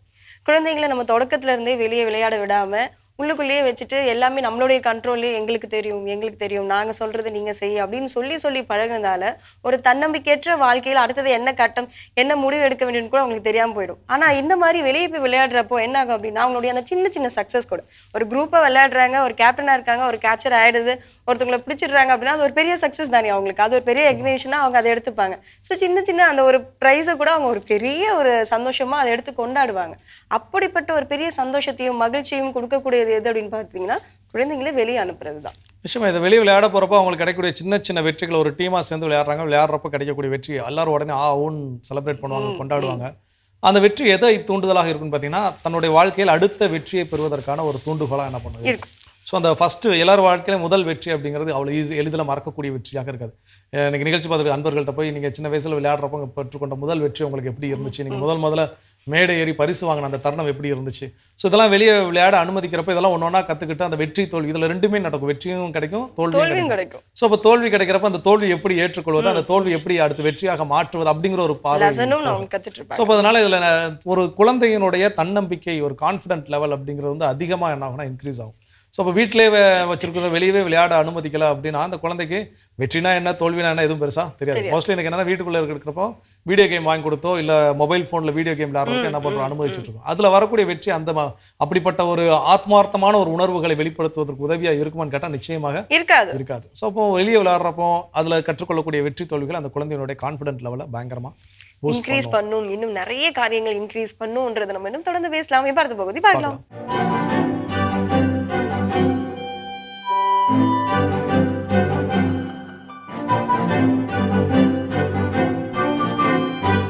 அன்பிற்கினிய மாதா தொலைக்காட்சி சுவஞ்சர்களே, தமிழினிய நெஞ்சங்களே, வணக்கம். திரிகடுகத்தில் இணைந்திருக்கும் உங்கள் ஒவ்வொருவருக்கும் நன்றியின் வாழ்த்துகள். இன்று திரிகடுகம் எண் 44 நாம் தொடர்ந்து நடமாடுகிறோம். இன்று 2ஆம் செய்தியினை பார்க்கவிருக்கின்றோம். விருந்தின்றி உண்ட பகலும் திருந்திழையார் புல்ல புடைபெயரா கங்குலும் இல்லார்க்கு ஒன்று ஈயாதொழிந்தகன்ற காலையும் இம்மூன்றும் நோயேயுரனுடையார்க்கு. திரிகடுகம் 44. இன்று நாம் பார்க்கின்ற கருத்து, திருந்திழையார் புல்ல புடைபெயரா கங்குலும். அன்பு நிறைந்த கணவனும் மனைவியும் இணைந்து ஒன்று சேர்ந்து தழுவிக்கொள்ளாத அந்த இரவு இருக்கிறதே, அது கொடுமையானது. அந்த இரவை எண்ணும் பொழுதெல்லாமே அங்கு துன்பம் நேரும் என்பதாக இந்த செய்தி சொல்லுகிறது. ஆக பகலில் விருந்து கொடுக்காத அந்த நிலை இருந்தால் அந்த பகலை எண்ணி பார்க்கின்ற பொழுதெல்லாம் வருத்தம். அதை போன்றுதான் இரவில் அன்பு நிறைந்த கணவனும் மனைவியும் தழுவிக்கொள்ளாமல் இருந்தால் அந்த இரவை நினைத்து பார்த்தாலும் அது கொடுமைதான். வள்ளுவர் ஒரு குறளில் இவ்வாறு பதிவு செய்கிறார்: புகழ் புரிந்த இல்லில்லோர்க்கு இல்லை, இகழ்வார் முன் ஏறுபோல் பீடு நடை. அப்போ இந்த புகழை உண்மையாக விரும்பி குடும்பத்தை நடத்துகின்ற ஒரு தன்மை கொண்ட ஒரு பெண் ஒரு கணவருக்கு மனைவியாக அமைய பெறவில்லை என்றால், அப்பேற்பட்ட அந்த மனைவியினால் இங்கு இந்த கணவர் இருக்கிறாரே, அவரை இகழ்கிறவங்க இருக்கிறாங்க பாருங்க, அவர்கள் முன்னிலையில் ஒரு ஏறு போல், ஒரு அரிமா போன்று, சிங்கம் போன்று அல்லது ஒரு காளை போன்று நடக்கின்ற அந்த மேன்மையான அந்த உயர்த்தன்மை, தலை நிமிர்ந்து நிற்கின்ற அந்த தன்மை கிடையாது, இழந்துவிடும். இதை மாற்றியும் சொல்லலாம். இதை போன்றுதான் பெண்ணுக்கு அதை போன்ற ஒரு ஏறு போன்ற அந்த பீடு நடை இல்லாமல் போகும். எப்பொழுது கணவன் இத்தகைய புகழ் விரும்பியாக இல்லாமல் புகழுக்குரிய செயலை செய்யாமல் இருக்கிறார் என்றால் அதுவும் கேடுதான் என்பதாக இங்கு சுட்டிக்காட்டப்பட்டிருக்கிறது. ஆக ஆணும் பெண்ணும் கணவன் மனைவியுமாக அவர்கள் வாழுகிறார்கள். அவர்கள் இனி இருவர் அல்லர், ஒரே உடல் ஒரே உள்ளம் என்கின்ற அந்த விவிலிய கூற்றினையும் இங்கு செய்ய வேண்டும் என்று இந்த செய்யுள் நமக்கு வலியுறுத்தி கொடுக்கிறது. ஆக அப்படி அவர்கள் ஏதோ ஒரு காரணத்தினால் அவர்கள் இணையாமல் இருக்கிறார்கள் என்றால் அது கொடுமை. அப்படி இருக்கக்கூடாது. அப்படிப்பட்ட கங்குல் அது தீமையானது. அதை எண்ணி பார்த்தாலே அங்கு மகிழ்ச்சி நேராது என்கின்ற அந்த ஒரு செய்தி அமைகிறது. ஆக இங்கு கணவனும் மனைவியும் அன்பு நிறைந்த தன்மையில் வாழ வேண்டும், உயர வேண்டும், பழக வேண்டும், தழுவ வேண்டும். அதை போன்றுதான் கணவன் மனைவியிடமும் மனைவி கணவனிடமும் நன்றி நிறைந்த உள்ளத்தோடு நன்றியின்பால் ஈர்க்கப்படுகிறவர்களாக, ஒருவர் ஒருவரை தேற்றுகின்றவர்களாக, போற்றுகின்றவர்களாக, இந்த குமுகத்திலே 2 பேரும் இணைந்து வாழ்வதனால் கிடைக்கின்ற அந்த ஆற்றலை கொண்டு ஏழை எளிய ஒடுக்கப்பட்ட மக்களையெல்லாம் உயர்த்துகின்றவர்களாக, அத்தகைய நல் எண்ணம் கொண்டவர்களாக அவர்கள் வாழ வேண்டும். அப்படி வாழ்கின்றவர்கள் தொடர்ச்சியாக இத்தகைய நற்பணிகளையெல்லாம் ஆற்றுவதற்கு, அவர்கள் ஒருவர் ஒருவரை தேற்றிக்கொள்வதற்கு இங்கு கணவனும் மனைவியும் தழுவிக்கொள்ள வேண்டும். அது தவிர்க்கப்பட முடியாத ஒன்று என்று இங்கு நல் ஆதனார் இந்த திரிகடுகத்திலே அவர் பதிவு செய்கிறார். இது ஒரு மூலிகை தன்மை, அதை இங்கு ஏற்க வேண்டும். ஆக இங்கு நாம் இன்று பார்க்கின்ற ஒரு தனித்தமிழ் சொல் அது என்னவென்றால் கங்குல். கங்குல்னா என்ன? ஏதோ ஒரு பெயர் மாதிரி தெரிய, ராகுல் அப்படி போன்று கங்குல் என்பதாக தோன்றுகிறதே. கங்குல் என்பது நல்ல ஒரு தனித்தமிழ் சொல்லாகத்தான் இங்கு பதிவு செய்யப்பட்டிருக்கிறது. அது வேறொன்றும் இல்லை, அது கங்கு. நாம் பார்க்கிறோமே, அது கரி போன்று இருப்பது, உள்ளுக்குள்ள நெருப்பு இருந்தாலும் அது கரியாக தெரிவது கங்கு என்று சொல்கிறாங்க. ஆனால் கங்குல் என்பது இரவு, இருள் நிறைந்த ஒரு காலச்சூழல், அது இரவு என்று சொல்கிறோம். காசி ஆனந்தன் ஒரு செய்தியை இந்த பாடலில் இவ்வாறு பதிவு செய்வார். என்னவென்றால், ஏன்னா எதற்காக இந்த பாடலை நாம் பாடலாம் என்றால், இந்த இரவு என்பதற்கு பதிலாக வேற பலவற்றை சொல்கிறாங்க பார்த்தீங்களா? ராத்திரி, ராய், இவை எல்லாமே தமிழ் இல்லை, சமஸ்கிருதம். நைட் அது கண்டிப்பாக ஆங்கிலம், நாம் தெரிந்திருக்கிறோம். எனவே காசியானந்தன் இவ்வாறு எழுதுவார்: உறவை லவ் என்றாய் உதவாத சேர்க்கை, ஒய்ஃப் என்றாய் மனைவியை பார்வுன் போக்கை, இரவை நைட் என்றாய் விடியாதுன் வாழ்க்கை, இரவை நைட் என்றாய் விடியாதுன் வாழ்க்கை, இனிப்பை ஸ்வீட் என்றாய் அறுத்தறி நாக்கை என்று கம்பீரமாக பாடுவார். ஆக இரவை நைட் என்று சொல்வதனால் இங்கு விளைச்சல் என்ன? வாழ்க்கையே விடியாது என்பதாக இங்கு சொல்லப்பட்டிருக்கிறது. எனவே நாம் இன்று பார்க்கின்ற அந்த தனித்தமிழ் சொல் கங்குல் என்கிற சொல்லை நாம் பயன்படுத்துவோம், இரவு என்கிற சொல்லை பயன்படுத்துவோம், நைட் என்கிற சொல்லை நாம் பயன்படுத்த வேண்டாம். அப்போ இந்த போடுகிற உடை நைட்டி அப்படிங்கிறாங்க, அப்படியே சொல்லணும். அதுக்கு பல பொருளை இரவி அப்படின்னு தான் பயன்படுத்தலாமே, புதிதாக நாம் பயன்படுத்தலாமே. நன்று, கடவுளுக்கு திருவிழமானால் மீண்டும் நாளை திரிகடுகத்தில் இணைந்து மகிழ்வோம். நன்றி, வணக்கம். மிக சிறப்பான பகுதி திரிகடுகம் நம்ம பார்த்துட்டோம் ஜோ. அடுத்ததாக நம்ம குட்டீஸுங்களை வெளியே விளையாட விடணும்ப்பா. கண்டிப்பா அதுக்கு காரணம் பல நன்மைகள் அவங்களுக்கு சேரும் அப்படின்னு சொல்லி நம்ம பேசிட்டு இருக்கோம் இல்லையா? அடுத்ததா என்ன அப்படின்னா, டெசிஷன் மேக்கிங் ஸ்கில்ஸ், முடிவு எடுக்கக்கூடிய திறமைகள். எனக்கு பல நேரங்களில் எது எனக்கு வேணும் அப்படிங்கிறது ஒரு குழந்தையால சொல்ல முடியறது இல்லை. வெளியே எங்கே சாப்பிட போனால் கூட அதுக்கு என்ன சாப்பாடு வேணுங்கிறத தேர்ந்தெடுப்பதற்கு கொஞ்சம் தயக்கம் இருக்குது. ஏன் அப்படின்னா, பல நேரங்கள் அந்த குழந்தைகளுடைய முடிவை யார் எடுத்துடுறாங்கன்னு பார்த்தீங்கன்னா பெற்றோர்கள் எடுத்துக்கொள்கிறார்கள். அப்போ அந்த பெற்றோர் என் குழந்தைக்கு இதுதான் பிடிக்கும், என் குழந்தை இதை தான் செய்யும், என் குழந்தைக்கு இந்த கலர் தான் பிடிக்கும்னா, அது நமக்கு பிடிச்ச கலரை நம்ம குழந்தைகளுக்கு போட்டு பார்த்து நம்ம என்ன பண்ணிக்கிறோம், அழகா இருக்கு, நம்ம கண்களுக்கு நமக்கு பிடித்த கலரில் அந்த ஒரு ட்ரெஸ்ஸோ ஏதோ போடுறப்போ நமக்கு அழகா தெரியுது, ஓகே என் குழந்தை அழகா இருக்குன்னு நம்ம நினச்சிக்கிறோம். அதே இது நமக்கு வேற ஒரு கலர் பிடிச்சிருந்து அந்த கலரை போட்டாலும் அந்த குழந்தை அழகா தான் தெரியும். ஆனால் அந்த குழந்தைக்கு என்ன பிடிக்கும் அப்படிங்கிறத நம்ம பெரும்பாலும் குழந்தைகள் கிட்ட கேட்குறோமா, ஒருவேளை முரணா இருந்துச்சுன்னு வச்சுக்கோங்களேன், அதுதான் பெரிய பிரச்சனையே. ஏன் அப்படின்னா, அந்த பெற்றோர் நான் சொல்லுவேன் இதுதான் அழகா இருக்குன்னு சொல்லுவேன், அந்த குழந்தைக்கு அந்த கலர் சுத்தமாக என்ன பண்ணாது, பிடிக்காது. எனக்கு பிடிக்காத ஒரு கலர் அந்த குழந்தைக்கு பிடிச்ச கலராக என்ன பண்ணும் இருக்கும். அப்போ அப்படிங்கிற வீட்டில் அதுதான் பெரிய வாக்குவாதமாக இருக்கும். இது நான் சொல்கிறேன் உனக்கு இதான் நல்லா இருக்கும், அதான் நல்லா இருக்கும், அந்த குழந்தைக்கு என்ன பிடிக்குதோ அதை எடுக்க விடணும். ஸோ அப்போ அதை தடுக்கின்ற பொழுது இல்லை நான் சொன்னது அப்படிங்கிறப்போ ஆட்டோமேட்டிக்காக அதோட டெசிஷன் மேக்கிங் ஸ்கில்லை நம்ம என்ன பண்ணுறோம், குறைக்கிறோம். ஆனால் இந்த குழந்தைகளை வெளியே சென்று விளையாட அனுமதிக்கின்ற பொழுது இந்த பிளானிங்லாம் வச்சுருப்பாங்க. இப்போ ஃபுட்பால்லாம் விளையாடுறோம் அப்படின்னா ஃபுட்பாலில் ஒவ்வொரு பிளான்ஸ் இருக்கும். அந்த பிளான் மாறிக்கிட்டே இருக்கும். எப்போ அது சேஞ்ச் ஆகும், எப்போ இந்த எந்த பிளானை எடுத்து கொண்டு வரணும் அப்படிங்கிறது அந்த விளையாடும் போது தான் என்ன ஆகும் தெரியும். ஒரு பிளானோட உள்ள ஃபர்ஸ்ட் ஒரு பிளானோட என்ன பண்ணியிருப்பாங்க, உள்ள இறங்கியிருப்பாங்க. ஸோ எதிரணி இவங்க எதிர்பார்த்ததோட பயங்கர அக்ரெசிவாக விளையாடக்கூடிய ஒரு அணியாக இருந்துச்சு அப்படின்னா, ஓகே அப்போ பிளான்ல நம்ம டிஃபெண்டிங் விளையாடுறதை என்ன பண்ணணும், ட்ரை பண்ணணும். ஓகே டிஃபெண்டிங் விளையாடி எவ்வளோ தடுக்க முடியுதோ அவ்வளோ தடுக்கக்கூடிய ஒரு இது. ஒருவேளை ஆப்போனன்ட் நம்ம எதிர்பார்த்தத விட ரொம்ப அக்ரெசிவ் கம்மியாக இருக்கிறாங்க, அப்போ நம்ம டிஃபெண்ட் ஆடுறது போல இந்த இடத்துல நம்ம கொஞ்சம் அக்ரெசிவ் ஸ்டெப் எடுத்தோம். ஸோ இந்த டாக்டிக்ஸ் எல்லாம் என்ன ஆகிட்டு இருக்குன்னா மாறிக்கொண்டே இருக்கும். அப்போ இதெல்லாம் அந்த விளையாடிக்கிட்டே இருக்கிறப்போ ஆட்டோமேட்டிக்காக நெக்ஸ்ட்டு சேஞ்ச் பண்ணிக்கிட்டே இருப்பாங்க. அப்போ சேஞ்ச் பண்ண என்ன முடிவை எப்போ எடுக்கணும், இந்த நேரத்தில் எடுக்கணுமா, அடுத்து என்ன கழிச்சு எடுக்கணுமா, யாரை இப்போ உள்ளே கொண்டு வரணும், யாரை இப்போ வெளியே உட்கார வைக்கணும். ஸோ இந்த மாதிரி நிறைய விஷயங்கள் நடக்கிறப்போ எளிதில் அந்த டெசிஷன் மேக்கிங் எப்படி கேமில் அவங்க எடுக்கிறாங்களோ அதே விஷயம் நாளைக்கு லைஃப்லையுமே என்ன ஒரு முடிவை எடுக்க வேண்டும், நான் என்ன படிக்கணும், நான் இந்த குரூப் முடிச்சதுக்கப்புறம் அடுத்து நான் மேற்படிப்பு என்ன நான் படிக்க போக விரும்புகிறேன், நான் என்னவாக ஆக விரும்புகிறேன், எல்லா கேள்விகளுக்கும் அவங்ககிட்ட என்ன இருக்கும், விடை கிடைக்கும். ஆனால் வெளியே விளையாட விடலாம் அப்படின்னா டெசிஷன் மேக்கிங் ஸ்கில்லும் அவங்களுக்கு பெருசாக இம்ப்ரூவ் ஆகாது. என்ன வேணும் அப்படிங்கிறது அவங்களுக்கு தெரியாமல் போய்விடும். இன்னும் தொடர்ந்து தெரிஞ்சுப்போம். நீ அடுத்த பகுதி பார்க்கலாம்.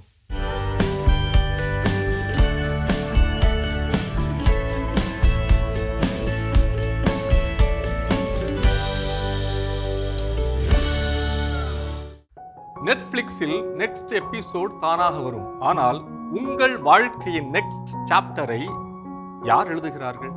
இந்த ஒரு எபிசோடு மட்டும் இல்ல இன்னொரு எபிசோட் மட்டும் என்று சொல்லி அடுத்தடுத்து உங்கள் வாழ்க்கையில் எத்தனை மணி நேரம் மறைந்து விட்டது என்பது உங்களுக்கு நினைவிருக்கிறதா? பிஞ்ச் வாட்சிங் என்பதை பற்றி கேள்விப்பட்டிருக்கிறீர்களா? பிஞ்ச் வாட்சிங் என்பது ஓய்வா அல்லது நம்மை அடிமைப்படுத்தும் தூண்டிலா? அதற்கான பதிலை வலை உலகத்தில் அருள்வாக்கின் ஒளியில் தேடுவோமா? லூக்கா 12:16 முதல் 20 வரை. செல்வனாய் இருந்த ஒருவனுடைய நிலம் நன்றாய் விளைந்தது. அவன், நான் என்ன செய்வேன், என் விளைபொருட்களை சேர்த்து வைக்க இடமில்லையே என்று எண்ணினான். ஒன்று செய்வேன், என் களஞ்சியங்களை இடித்து இன்னும் பெரிதாக கட்டுவேன், அங்கு என் தானியத்தையும் பொருட்களையும் சேர்த்து வைப்பேன் என்று தொடங்கும் இயேசுவின் உவமையில் உள்ள மனிதன் தனக்கு நீண்ட ஆயுள் இருப்பதாக நினைத்து கொண்டான். பிஞ்ச் வாட்சிங், அதாவது தொடர்ந்து நாம் காணொளிகளை பார்க்கும் பொழுது நாம் இதே மனநிலையில் தான் இருக்கிறோம். பிறகு பார்க்க வேண்டும் என்பதற்காக பல எபிசோடுகளை நமது பிளே ஸ்டோரில் சேமித்து வைக்கின்றோம். இந்த ஒரு எபிசோடு மட்டும், இந்த முறை மட்டும் என்று ஆரம்பித்து விடியற்காலை வரை நாம் தொடர்ந்து வெப் சீரிஸ்களை பார்த்து கொண்டிருக்கிறோம். நேரத்தின் மதிப்பையும் அது நம் கையை மீறி போவதையும் நாம் உணர்வதே இல்லை. அந்த செல்வந்தன், நீ ஓய்வெடு, உண்டு குடித்து மகிழ்ச்சியில் திளைத்திரு என்று தனது உடல் இச்சைக்கு முக்கியத்துவம் கொடுத்தது போல பிஞ்ச் வாட்சிங் என்பது மனிதர்களுக்கு ஒரு விதமான மன ரீதியான பெருந்தீனி என்று சொல்லலாம். இயேசுவின் ஓமையில் செல்வந்தன் தானியங்களை சேமித்து வைப்பதில் மகிழ்ச்சி கண்டான். இன்று நாமும் தொடர் வீடியோக்களை நுகர்வதில் திருப்தி தேடுகிறோம். ஆனால் அந்த திருப்தி தற்காலிகமானது என்பதை அருள்வாக்கு பகுதி தெளிவுபடுத்துகிறது. பிஞ்ச் வாட்சிங் என்பது ஒரு தொலைக்காட்சி தொடர் அல்லது OTT தொடர்களின் எபிசோடுகளை வரிசையாக தொடர்ந்து பார்க்கும் ஒரு செயலாகும். Netflix, Amazon prime, Z5, Hotstar போன்ற OTT பிளாட்ஃபார்ம் வந்த பிறகு பிஞ்ச் வாட்சிங் என்ற தொடர் பார்வை முறை அதிகமாக பேசப்படுகிறது. அன்றாட சவால்களை எதிர்கொள்ளாமல் யதார்த்த வாழ்விலிருந்து தப்பிச் செல்லவே இன்றைய இளைய தலைமுறையினர் இத்தளங்களை விரும்புகின்றனர் என்று சொல்லலாம். அதற்கு ஒரு வடிகாலாக இந்த பிஞ்ச் வாட்சிங் முறைகளை அவர்கள் பயன்படுத்துகின்றனர். மிகவும் விளையாட்டாகவும் பொழுதுபோக்கிற்காகவும் தொடங்குகின்ற இந்த இடைவிடா தொடர் பார்வை பிஞ்ச் வாட்சிங் மெதுவாக அடிக்ஷனாக, ஒரு போதையாக மாற அது வாய்ப்பளிக்கின்றது. சமீபத்தில் உத்தரப்பிரதேசத்தில் காசியாபாத் என்னும் இடத்தில் 3 சிறார்கள் அவர்களின் பெற்றோர் அவர்களை கொரிய நாட்டு தொடர்களை பார்க்க அனுமதிக்காததை ஏற்றுக்கொள்ள முடியாமல் அவர்கள் வாழ்ந்த அடுக்குமாடி குடியிருப்பிலிருந்து குதித்து தற்கொலை செய்து கொண்டனர் என்ற செய்தி பலரையும் அதிர்ச்சிக்கு உள்ளாக்கியது. இணையவழி தொடர்களின் ஒவ்வொரு எபிசோட் முடிவிலும் ஒரு சஸ்பென்ஸ், அதாவது கிளிஃப் ஹேங்கர் வைத்திருப்பார்கள். அதனால் நாம் நினைத்தாலும் நம்மால் நிறுத்த முடிவதில்லை. இந்த பிஞ்ச் வாட்சிங்கின் தீவிரத்தன்மை என்பது உறவுகளிலிருந்து அல்லது உறவினரிடமிருந்து ஒருவரை தனிமைப்படுத்துகின்றது. தூக்கமின்மை, மன அழுத்தம் போன்ற உளவியல் பிரச்சனைகளை வருவிக்கின்றது. யூடியூப் அல்லது நெட்ஃப்ளிக்ஸ் போன்ற தளங்களில் ஒரு வீடியோ முடிந்ததும் அடுத்த வீடியோ தானாகவே தொடங்கும்படி அமைக்கப்பட்டிருக்கும். இதுவே நம்மை தூங்க விடாமல் அடுத்தது அடுத்தது என்று பார்க்க வைக்கும். எனவே செட்டிங்ஸில் சென்று ஆட்டோ பிளே நெக்ஸ்ட் வீடியோ என்ற வசதியை நீங்கள் ஆஃப் செய்ய வேண்டும். புத்தகம் வாசிப்பது, உடற்பயிற்சி செய்வது போன்ற வேலைகளில் தொடர்ந்து ஈடுபட வேண்டும். தூங்குவதற்கு 1 மணி நேரத்திற்கு முன்பே மொபைலை தூரமாக வைப்பது, அதாவது டிஜிட்டல் டீடாக்ஸ் செய்து கொள்வது மிகவும் நல்லது. இன்னும் ஒரே ஒரு எபிசோட் மட்டும் என்று சொல்லிக்கொண்டே இரவு முழுவதும் பார்ப்பதை தவிர்க்க சுய கட்டுப்பாடுகளை வகுத்து கொள்ள வேண்டும். சிறார்கள் இத்தகைய பிஞ்ச் வாட்சிங்களுக்கு அடிமையாகி கொண்டிருக்கிறார்கள் என்றால் அவர்களை பெற்றோர்கள் அன்புள்ளத்தோடு ஆற்றுப்படுத்தி வழிநடத்திட வேண்டும். பிஞ்ச் வாட்சிங்கிற்கு மாற்றான படைப்பாற்றலோடு கூடிய செயல்பாட்டிற்கு சிறார்களை ஊக்குவிக்க பெற்றோர்கள் மற்றும் ஆசிரியர்கள் முன்வர வேண்டும். லூக்கா 12ஆம் அதிகாரம் 16 முதல் 21 வரும் அந்த செல்வந்தனுக்கும் நவீன கால பிஞ்ச் வாட்சிங் பழக்கத்திற்கும் இடையே உள்ள ஒற்றுமை மிகவும் ஆழமானது. அந்த செல்வந்தன் தனது தானிய களஞ்சியங்களை நிரப்புவதில் திருப்தி தேடினான். நாமோ நமது மனதை காட்சிகளாலும் தகவல்களாலும் நிரப்ப பார்க்கிறோம். அவன், என் நெஞ்சே நீ ஓய்வெடு, உண்டு குடித்து மகிழ்ச்சியில் திளைத்திரு என்றது போல நாமோ இன்னும் ஒரு எபிசோடு பார்த்தால் மனத்திற்கு திருப்தியாக இருக்கும், இன்னும் ஒரு எபிசோடு என்று நாம் போய்கொண்டே இருக்கிறோம். அவன் சேர்த்த தானியங்கள் அவனை காப்பாற்றாதது போலவே நாம் சேர்த்து வைக்கின்ற இந்த வீடியோக்களும் பிளேலிஸ்டுகளும் நம்மை ஒருபோதும் அமைதிக்கு இட்டு செல்வதில்லை. இது வலை உலகம் 360 டிகிரி டிஜிட்டல் உலகிற்கான உங்கள் அகராதி. அருமையான வலையுலகம் 360 டிகிரி பார்த்தாச்சு. அதோட எனக்கு நம்ம பேசிட்டு இருக்கிறோம் கடவுள் வணக்கம் நிகழ்ச்சியில் குழந்தைகளை வீட்டை விட்டு வெளியே சென்று விளையாட அனுமதிப்பதால் கிடைக்கக்கூடிய நன்மைகள் என்னென்ன அப்படின்னு சொல்லி அதில் அடுத்ததாக என்ன சொல்கிறாங்க. இது பெரிய ஒரு விஷயத்தை வந்து குழந்தைங்க கற்றுப்பாங்க அப்படின்றது நம்ம வந்து ஒரு உறுதியாக நம்பலாம். என்ன அப்படின்னா வெளி உலக பாடங்களை கற்றுக்கொள்வார்கள். இது நம்ம வீட்டில் உட்காந்துட்டு ஃபோனில் கற்றுக் கொடுக்க முடியுமா? அதே மாதிரி வீட்டில் உட்காந்து நம்ம பேசினா அதை கற்றுக் கொடுக்க முடியுமானா கண்டிப்பாக முடியாது. வெளியே 4 பேரை பார்ப்பாங்க, 4 பேர் கூட போய் அவங்க பேசுவாங்க, அவங்களுடைய உரையாடல் தொடங்கும். அதுக்கப்புறம் ஒரு சிறிய சிறிய உதவிகள் கூட எப்படி செய்யணும், இது எல்லாமே லைஃப் லெசன் தானே சொசைட்டியில். அதுக்கப்புறம் இவங்க ஃபேஸ் பண்ண வேண்டிய விஷயம் அதுதானே. இவங்க இப்போ ஒரு பார்க்கில் விளையாடிட்டு இருக்காங்க, ஒரு 4 குழந்தைங்க அப்படின்னா அதில் ஒரு குழந்தை கீழே விழுந்துருச்சு அப்படின்னா அந்த குழந்தைய போய் தூக்கணும் அப்படின்றதும் ஒரு லெசன். ஸோ இப்படிப்பட்ட வாழ்க்கை பாடங்களை ஒவ்வொரு படியாக அவர்கள் வரும்பொழுது அதை கற்றுக்கொள்வார்கள் வெளியே விளையாடும் பொழுது. கண்டிப்பாக இதை விளையாடும் போது இதில் என்னன்னா பெரியவங்க தயவு செஞ்சு என்ன பண்ணிடக்கூடாது, சின்ன பிள்ளைங்க விளையாட்டுக்குள்ளே போயிடக்கூடாது. அந்த சின்ன குழந்தைங்க நீங்கள் சொன்ன மாதிரி பார்க்கில் எங்கேயோ விளையாடிட்டு இருக்கிறப்போ ஏதோ ஒரு சில விஷயங்கள் விழுந்தவங்கள தூக்குறது ஓகே. எங்கள் வீட்டில் எங்கள் தங்கச்சி பாப்பா ஒரு முறை பார்க்குக்கு வெளியே விளையாட கூட்டு போயிருந்தப்போ அது சர்க்கிள் ஏறி இப்படி கீழே இறங்குச்சு. இறங்கி அந்த பக்கம் சுற்றி வர்றதுக்கு இடம் இருந்தாலும் அவர் 2-3 பசங்க என்ன பண்ணாங்க அப்படின்னா அந்த மண்ணை கூட்டி வச்சு கோபுரம் மாதிரி செஞ்சு வச்சு விளையாடிட்டாங்க. மெனக்கிட்ட அதில் ஏறி அதை மிதிச்சு அதை உடச்சிட்டு இந்த பக்கம் வந்துச்சு. நான் அவர் 2 தடவை பார்த்துட்டு கூப்பிட்டு என்ன பண்ணிட்டு இருக்கிறா அப்படின்னு சத்தம் கொடுத்த உடனே அதுக்கப்புறம் வந்துச்சு. ஸோ ஒருவேளை இப்போ அந்த பசங்க அமைதியா இல்லாமல் ஒரு நேரம் ஏதோ அடிக்க வைக்க ஏதோ சம்திங் எப்படி கோவப்பட்டாங்கன்னா அங்க நிச்சயமா ஒரு சலசலப்பு என்ன பண்ணும் ஏற்படும். ஆனா அந்த நேரத்துல நம்ம பெற்றோர்கள் ஐயோ நம்ம வீட்டு குழந்தையா அந்த அப்படிங்கிறப்ப நம்ம அதுதான் மைண்ட்ல எல்லாருக்குமே டிஃபால்ட்டா போகும். ஆனா அந்த நேரத்துல அந்த குழந்தைங்க அடிச்சு விளையாடுறது நாளை பின்ன அந்த குழந்தை அடுத்து போகும் என்ன பண்ணும் சேர்ந்துக்குங்க. அது குழந்தைங்களோட உலகமே வேற தனி உலகம். அது நம்மள மாதிரி பல வருஷங்கள் மைண்டுக்குள்ளே வச்சிருந்து வேணும் எனக்கு திட்டான் வேணும் எனக்கு அடிச்சுட்டான் நான் வந்து மேல் பேச மாட்டேன் அப்படிங்கிறதெல்லாம் அவங்க மைண்ட்ல இருக்கவே இருக்காது. அது வளர வளர நாம தான் என்ன பண்ணிட்டோம்னா அவங்க கிட்ட சொல்லி கொடுத்துட்டோம். என்ன அப்படி சொல்லி கொடுப்போம், வீட்டில் ஏதாவது நம்ம பெரிய அத்தை வீட்லயோ மாமா வீட்லயோ யார் வீட்லயோ சண்டை போட்டு பேசாம இருந்தோம்னா அந்த பசங்களோட இந்த குழந்தை எப்பவும் போல அத்தை மாமா பேச போகும். நம்ம உடனே சொல்லுவோம் அவங்ககிட்ட சண்டை போட்டிருக்கோம் பேசக்கூடாது. இப்போ யார் கற்றுக் கொடுக்குறோம், நாம தான் கற்றுக் கொடுக்குறோம். அப்போ அந்த குழந்தைங்க ஆட்டோமேட்டிக் என்ன பண்ணும், நெக்ஸ்ட் டைம் யார்ட்டையும் சண்டை போட்டுச்சுன்னா ஓகே அன்னைக்கே அப்பா அம்மா சொல்லி கொடுத்துருக்காங்க சண்டை போட்டால் என்ன பண்ணக்கூடாது பேசக்கூடாது. நாளைக்கு அது நம்மகிட்ட என்ன பண்ணாது அப்ளை பண்ணிடுவாங்க. ஸோ இப்போ இந்த மாதிரி குழந்தைகளாக இருக்கிற வரைக்கும் எல்லாமே சந்தோஷம் தான். அப்போ வெளியே விளையாட விடுகின்ற பொழுது ஒருத்தரான புரிதல்கள் வாழ்க்கை பாடங்கள் நிறைய விஷயத்தை என்ன பண்ண முடியும் கற்றுக்கொள்வார்கள். தொடர்ந்து பேசலாமா? இப்போ அடுத்த பகுதியை பார்ப்போம்.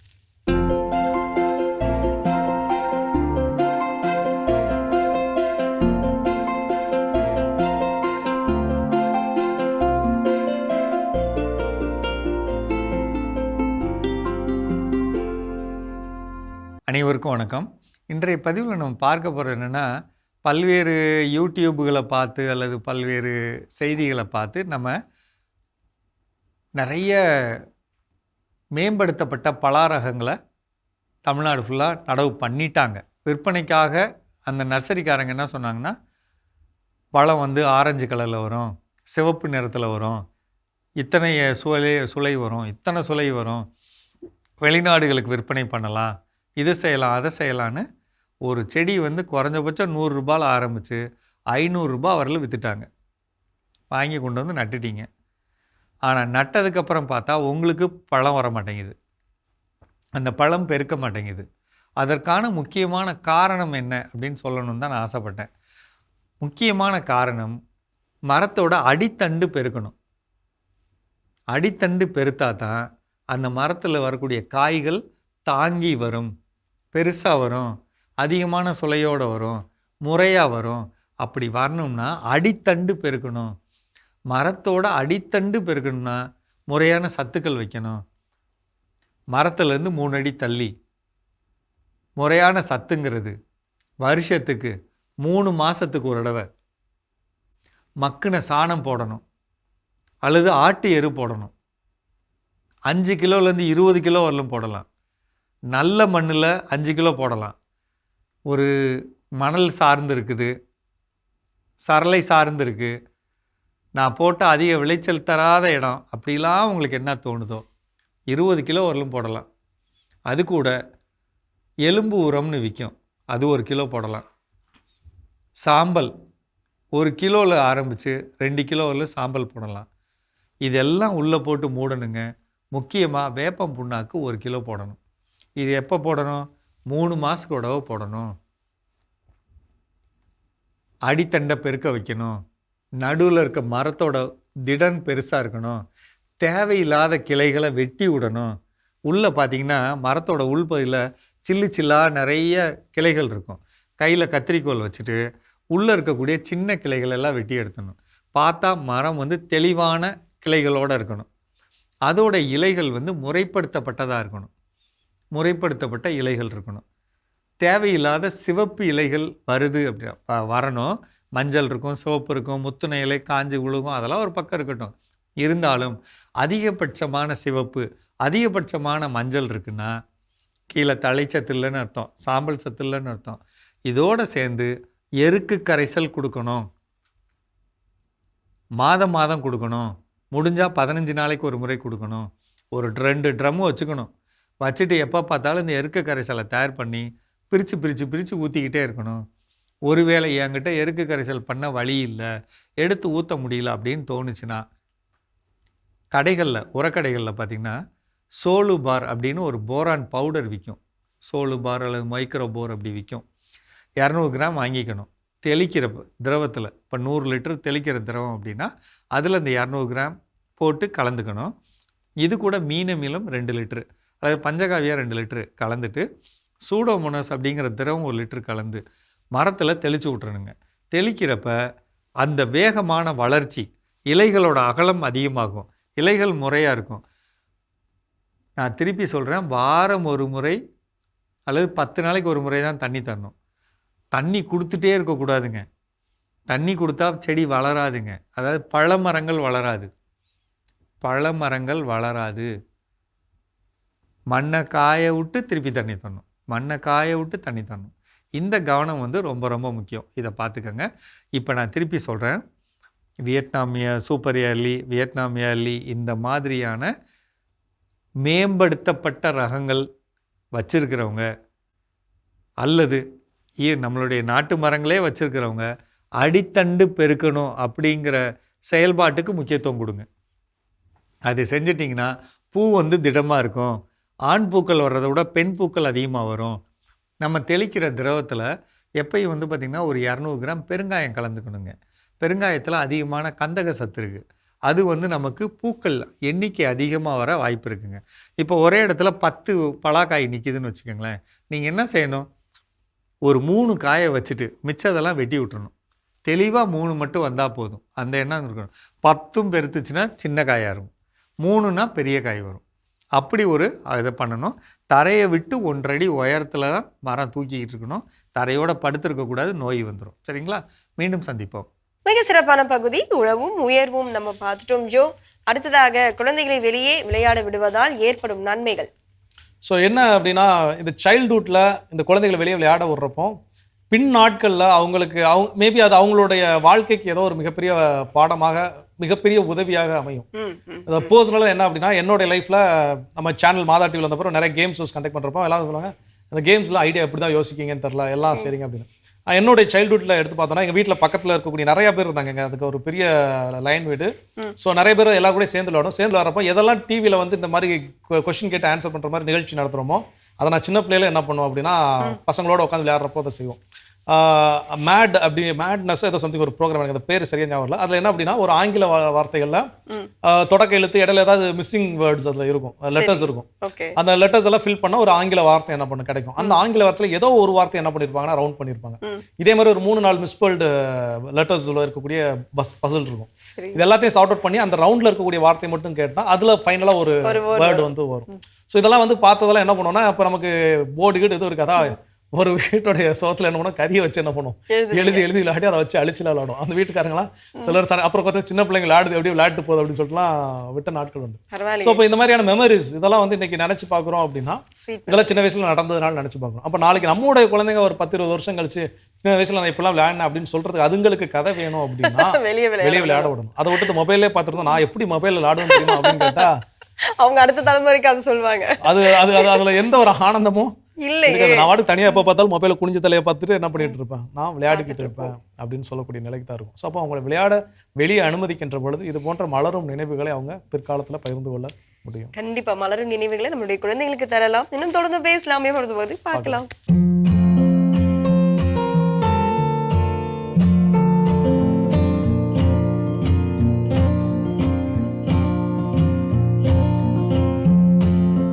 அன்பான மாதா தொலைக்காட்சி நேயர்களுக்கு வணக்கம்.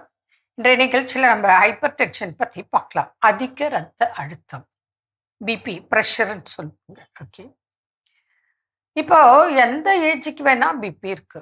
இப்போ எல்லாமே டென்ஷன், லைஃப் ஸ்டைல் மாறி போச்சு. தூக்கம் இல்லை, நைட்டில் தூங்குறது இல்லை, புரியுதுங்களா? நைட்டெல்லாம் முழிச்சிட்டு இருக்காங்க, பகலில் எப்போ வேணா சாப்பிட்றாங்க, எப்போ வேணா தூங்குறாங்க, தூக்கத்தின் அளவு குறைஞ்சி போச்சு. அப்புறம் ஸ்மோக்கிங், ஆல்கஹால், வெளியில் சாப்பிட்றது, ரொம்ப ஸ்பைசியாக சாப்பிட்றது, ஃபாஸ்ட் ஃபுட்டு, இதனால நமக்கு என்ன ஆகுது? ஒர்க்கு லோடு, ஒர்க்கு டென்ஷன் எல்லாம் சேர்ந்து நமக்கு சின்ன வயசுலேயே இப்போது ப்ரெஷர் வந்துடுது. இது ஏன் வருது? இதுக்கு என்ன பண்ணணும்? நல்ல உடற்பயிற்சி, நல்ல வாக்கிங், புரியுதுங்களா? நல்ல டயட்டு ஃபாலோ பண்ணால், மெடிடேஷன் பண்ணிவிட்டு வாக்கிங் போயிட்டு இருந்தால் பிபி வரவே வராது. சரி, வந்துருச்சு, என்ன பண்ணணும்? வந்துருச்சுன்னா உப்பு, காரம், புளிப்பு குறைக்கணும். ரெகுலராக செக் பண்ணுங்க பிபி. பிபி இருக்கு, ஒரு ட்ரீட்மெண்ட் போகிறோம் டாக்டர்கிட்ட. அவர் ஒரு 30 டேஸ்க்கு ப்ரிஸ்கிரைப் பண்ணியிருப்பார். நம்ம பார்ப்போம், சாப்பிடுவோம். அடுத்தது டாக்டர்கிட்ட போவோம். அவர் நார்மல் ஆயிடுச்சு அப்படின்னு சொல்லிட்டு மெடிசனை குறைப்பாங்க. இல்லைனா ஒரு மெடிசன் மாத்திரம் ரெகுலராக எடுக்க அப்படின்னு சொல்லுவாங்க. நம்மளும் ஓகே அப்படின்ட்டு வந்துடுவோம். திருப்பி அந்த பக்கம் டாக்டர்கிட்ட போகவே மாட்டோம். நமக்கு தான் பிபி நார்மல் ஆயிடுச்சு, மெடிசனும் எடுக்க மாட்டோம், டயட்டும் எடுக்கிறது இல்லை பேஷண்ட்டு. ஆனால் அதோட விளைவு என்ன ஆகுது? அவங்க எல்லாமே கண்ட்ரோல் இல்லாமல் சாப்பிட்றது, பிபி இருக்கும். ஆனால் இவங்க இல்லைன்னு நினச்சிக்கிட்டு வருடக்கணக்கில் அந்த பிபி செக் பண்ணுறதே கிடையாது. அப்போ இதனோட விளைவு என்ன அப்படின்னு பார்த்தீங்கன்னா பக்கவாதம். அதுவும் சம்மரில் ரொம்ப பாதிப்பு வர வாய்ப்பு உண்டு. இதை விட இன்னும் மோசமானது, இதுவே மோசமானது, பக்கவாதமே மோசமானது. இதை விட மோசமானது கிட்னி ஃபெயிலியர். கிட்னி போய் பாதிப்பாகி சிறுநீரக ஃபெயிலியர். இப்படித்தான் இன்னைக்கு பிரச்சனை.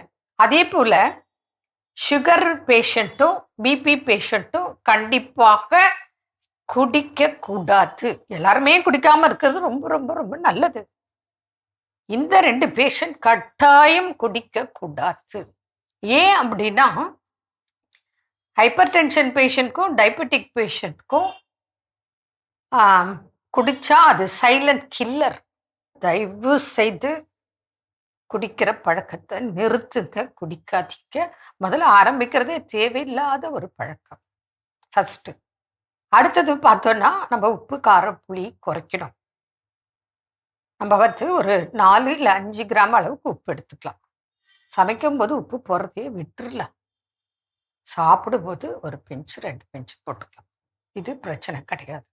அடுத்தது வீட்டில் நம்ம சீரகம், வெந்தயம், கொத்தமல்லி விதை, மல்லின்னு சொல்லுவோம்ல, இதெல்லாம் 50 கிராம் எடுத்து தனித்தனியாக வறுத்து பொடி பண்ணி வச்சுட்டு அது சாப்பிடலாம். தண்ணியில் சீரகமும் மல்லியும் போட்டு கொதிக்க வச்சு அதிலே 2 ஏலக்காய் தட்டி போட்டு கொஞ்சம் வெட்டி வேர் போட்டு சாப்பிடலாம். இதெல்லாம் பிபிக்கு நல்லது. வாழைத்தண்டு ஜூஸ் நல்லது. இது மாதிரி ஏகப்பட்ட விஷயங்கள் இருக்குது, புரியுதுங்களா? அதே போல் இந்த சீரகம், எலுமிச்சம்பழம், சீரக பொடி பண்ணிவிட்டு லைம் ஜூஸில் நீங்கள் சீரகத்தூள் போட்டு உப்பு போட வேண்டாம், அது குடிக்கலாம். அப்போ உங்களுக்கு பிபினால ஏற்படக்கூடிய கொமட்டல், மயக்கம், வாந்தி, தலை சுத்தல் இதெல்லாம் வராமல் கண்ட்ரோல் பண்ணிக்கும். அதனால் நம்ம கொஞ்சம் கவனிக்காமல் விட்டால் நமக்கு பக்கவாதமும் கிட்னி ப்ராப்ளம், ஃபெயிலியர் வர்றதுக்கு ஹைப்பர் டென்ஷன் ஒரு முக்கிய காரணம். அதனால் ஹைப்பர் டென்ஷன் தானேன்னு விட்டுடாதீங்க. நிறைய பேஷண்ட் வராங்க சின்ன வயசுலேருந்து வயதானம் வரைக்கும். அவங்களுக்கு mild medicine plus maximum diet, exercise இது செய்யும்போது வாழ்நாள் முழுவதும் இது போல் நமக்கு பக்கவாதம் வராமலும் கிட்னி ப்ராப்ளம் வராமலும் பாதுகாக்கும் வழிமுறைகள் நிறைய இருக்குது. கடைப்பிடிக்க, உடம்பை பார்த்துக்குங்க. நல்லா இருக்கிறதுக்கு தான் இவ்வளோ உங்களுக்கு அட்வைஸ் கொடுக்குறோம். மீண்டும் நாளை சந்திப்போம். நன்றி. அன்னை மரியே வாழ்க. அருமையான நம்ம ஒரு இதே பகுதி பார்த்துட்டோம். நிகழ்ச்சியோட நிறைவுக்கும் வந்தாச்சு. இன்னைக்கு நாள் மகிழ்ச்சியோட பேசிட்டு இருக்கிறோம். இன்டர்நேஷனல் ஒலிம்பிக் டேல நம்ம வீட்டில் இருக்கக்கூடிய சின்ன சின்ன குழந்தைங்களை நம்ம வீட்டை விட்டு வெளியே சென்று விளையாட அனுமதிப்பதால் கிடைக்கக்கூடிய நன்மைகள்லாம் ஃபைனலாக என்ன சொல்கிறேன்? நம்ம ப்ரோக்ராம் ஸ்டார்ட் பண்ணது இப்போ வரைக்கும் முடிக்கிற வரைக்கும் நம்ம சொல்லணும் இல்லையா, சம் பாயிண்ட்ஸ். அதாவது ஒட்டுமொத்த வளர்ச்சியையும் ஆதரிக்கக்கூடிய ஒன்று அப்படின்னு சொல்லலாம். நம்ம குழந்தைங்களை வெளியே விளையாட விட்டோம் அப்படின்னா இந்த சொசைட்டில அவங்களுக்கான வளர்ச்சிகள் என்னென்ன இருக்கு அப்படின்றது எல்லாத்தையுமே அவங்க கற்றுக்கொள்ள வேண்டிய ஒரு தருணமா அது அமையும். அவங்களுடைய உடல் வலிமையாகட்டும், அவங்களுடைய மன வலிமையாகட்டும், அவங்களுடைய இந்த ஆரோக்கியமாகட்டும், எல்லாமே அவங்க வந்து கற்றுக்கொள்ள முடியும் வெளியே விளையாடும் பொழுது. கண்டிப்பா ஒரு பழைய திரைப்பட பாடல் சொல்லுவாங்க, ஆளும் வளரணும் அறிவும் வளரணும் அதுதான் வளர்ச்சி. அப்ப அது வந்து இந்த விளையாட்டுல வந்து ரொம்பவே கிடைக்கும். நிறைய பெற்றோர்கள் என்ன தவறா நினைச்சுக்கிறோம், என் குழந்தைகளை விளையாட அனுமதிச்சேன் அப்படின்னா அது டைவர்ட் ஆயிரும், டிஸ்ட்ராக்ட் பண்ணிரும், விளையாட்டு வந்து டிஸ்ட்ராக்ட் பண்ணணும்னு நினைக்கிறாங்க. அது வந்து நம்ம நிறைய மூட நம்பிக்கைகள் வச்சிருக்கோம் தெரியுமா, அதே மாதிரியான ஒரு மூட நம்பிக்கைகள். அது டிஸ்ட்ராக்ஷன் கிடையவே கிடையாது. அந்த ட்ராக்ல அவங்களுடைய இம்பார்ட்டன்ஸ், அது அவங்களுடைய எதுக்கு மேபி அது அவங்களோட லைஃபா கூட என்ன பண்ணலாம், மாறலாம். இந்த அன்டோல்டு ஸ்டோரி ஆஃப் எம்எஸ் தோனியோடைய வாழ்க்கை வரலாறை வச்சு எடுத்த படம் எல்லாரும் நம்ம பார்த்துருப்போம். அதில் ஒரு குறிப்பிட்ட சீன் என்ன அப்படின்னா, கிரிக்கெட் டீமுக்கு ஃபுட்பால் அது விக்கெட் கீப்பர் என்ன இல்லை. ஸோ விக்கெட் கீப்பர் இல்லை அப்படின்னோடனே என்னடா பண்ணுறது, ஏன்னா அந்த விக்கெட் கீப்பரோட பண்ணக்கூடிய பையனுடைய அம்மா வந்து அந்த பிடி மாஸ்டர்கிட்ட சொல்லிட்டு போவாங்க, என் பையனுக்கு படிப்பு தான் முக்கியம், விளையாட்டுன்னு தான் படிப்பில் அவங்களால என்ன பண்ண முடியல, கவனம் செலுத்த முடியாதுன்னு சொல்லி அந்த பையனை என்ன பண்ணிடுவாங்க, கூட்டிகிட்டு போயிடுவாங்க. அந்த நேரம் இந்த பிடி மாஸ்டருக்கு மேட்ச் நெருங்கிட்டு விக்கெட் கீப்பர் வேணும், ஒருத்தனை நம்பணும், அவங்க அம்மா அப்பா விளையாட அனுமதிக்கல, என்னடா பண்ணன்னு பார்க்கும்போது தான் தோனி என்ன பண்ணுறாரு, ஃபுட்பாலில் கீப்பிங் பண்ணிட்டு இருக்காரு. சரி அவனை கூப்பிட்டு விளையாட வைப்போமா அப்படின்னு சொல்கிறப்போ அவர் வந்து இல்லை எனக்கு ஃபுட்பால் தான் பிடிக்கும்னு ஃபர்ஸ்ட் ஒரு விஷயம் சொன்னாலும் கூட திரும்ப என்ன பண்ணுறாரு, விளையாடுறதுக்கு உள்ள வராரு. ஸோ இன்னைக்கு அதுக்கப்புறம் ரெஸ்ட் ஆஃப் ஹிஸ்ட்ரி என்ன அப்படிங்கிறது நம்ம எல்லாருக்குமே நல்லா தெரியும். ஸோ இப்போ வாழ்க்கையில் இதனால போனால் லைஃப்பை மிஸ் பண்ணிடுவாங்க அப்படின்லாம் கிடையாது. ஒருவேளை அந்த பையன் ஒரு அம்மா யாரோ கூட்டு போனாங்களே, எனக்கு யாரு எங்க இருக்கிறாங்க என்ன பண்றாங்க யாருக்கும் தெரியாது. ஒருவேளை அவங்க அனுப்பியிருந்தாங்கன்னா இன்னைக்கு அந்த தோனியோட இடத்துல அவர் கூட என்ன பண்ணிருக்கலாம், anything will happen at any second. கண்டிப்பா. ஸோ அப்போ இந்த விளையாட்டுனால டிஸ்ட்ராக்ட் ஆகும் அப்படிங்கிற விஷயம் கிடையவே கிடையாது. அதில் குழந்தைகளோட இம்பார்ட்டன்ஸ் எந்த அளவுக்கு ரொம்ப முக்கியமோ குழந்தைங்களுக்கு நல்லா தெரியும், எந்த நேரத்தில் நம்ம விளையாட்டுல கவனம் செலுத்தணும், எந்த நேரத்தில் படிக்கணும். அதையும் தாண்டி எனக்கு விளையாட்டுல அதீத ஆர்வம் இருக்குன்னா ஒருவேளை அதுல அந்த குழந்தை என்ன பண்ணுங்க, பயிற்சி எடுப்பாங்க. அது நாளைக்கு ஒரு சச்சின் டெண்டுல்கராவோ இல்லை தோனியாவோ இல்லை இன்னும் பல விளையாட்டுத்துறையில் வரக்கூடிய சாதனையாளரோ வருவதற்கான வாய்ப்புகள் நிறையவே இருக்கின்றது.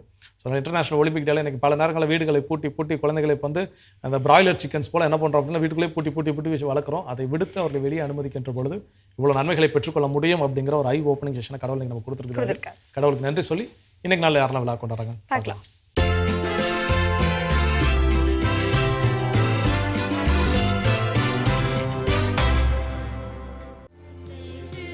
ரெக்ஸ்லின் லூட்ஸ் இன்று தனது பிறந்த நாளினை கொண்டாடுகிறார். இவரை வாழ்த்துபவர்கள் அப்பா, அம்மா, குடும்பத்தினர், உறவினர்கள் மற்றும் நண்பர்கள்.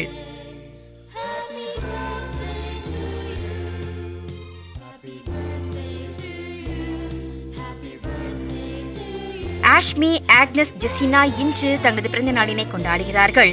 இவர்களை வாழ்த்துபவர்கள் அப்பா, அம்மா, தாத்தா, அம்மாச்சி, அப்பாயி, அத்தை, மாமா, குடும்பத்தினர், உறவினர்கள் மற்றும் நண்பர்கள்.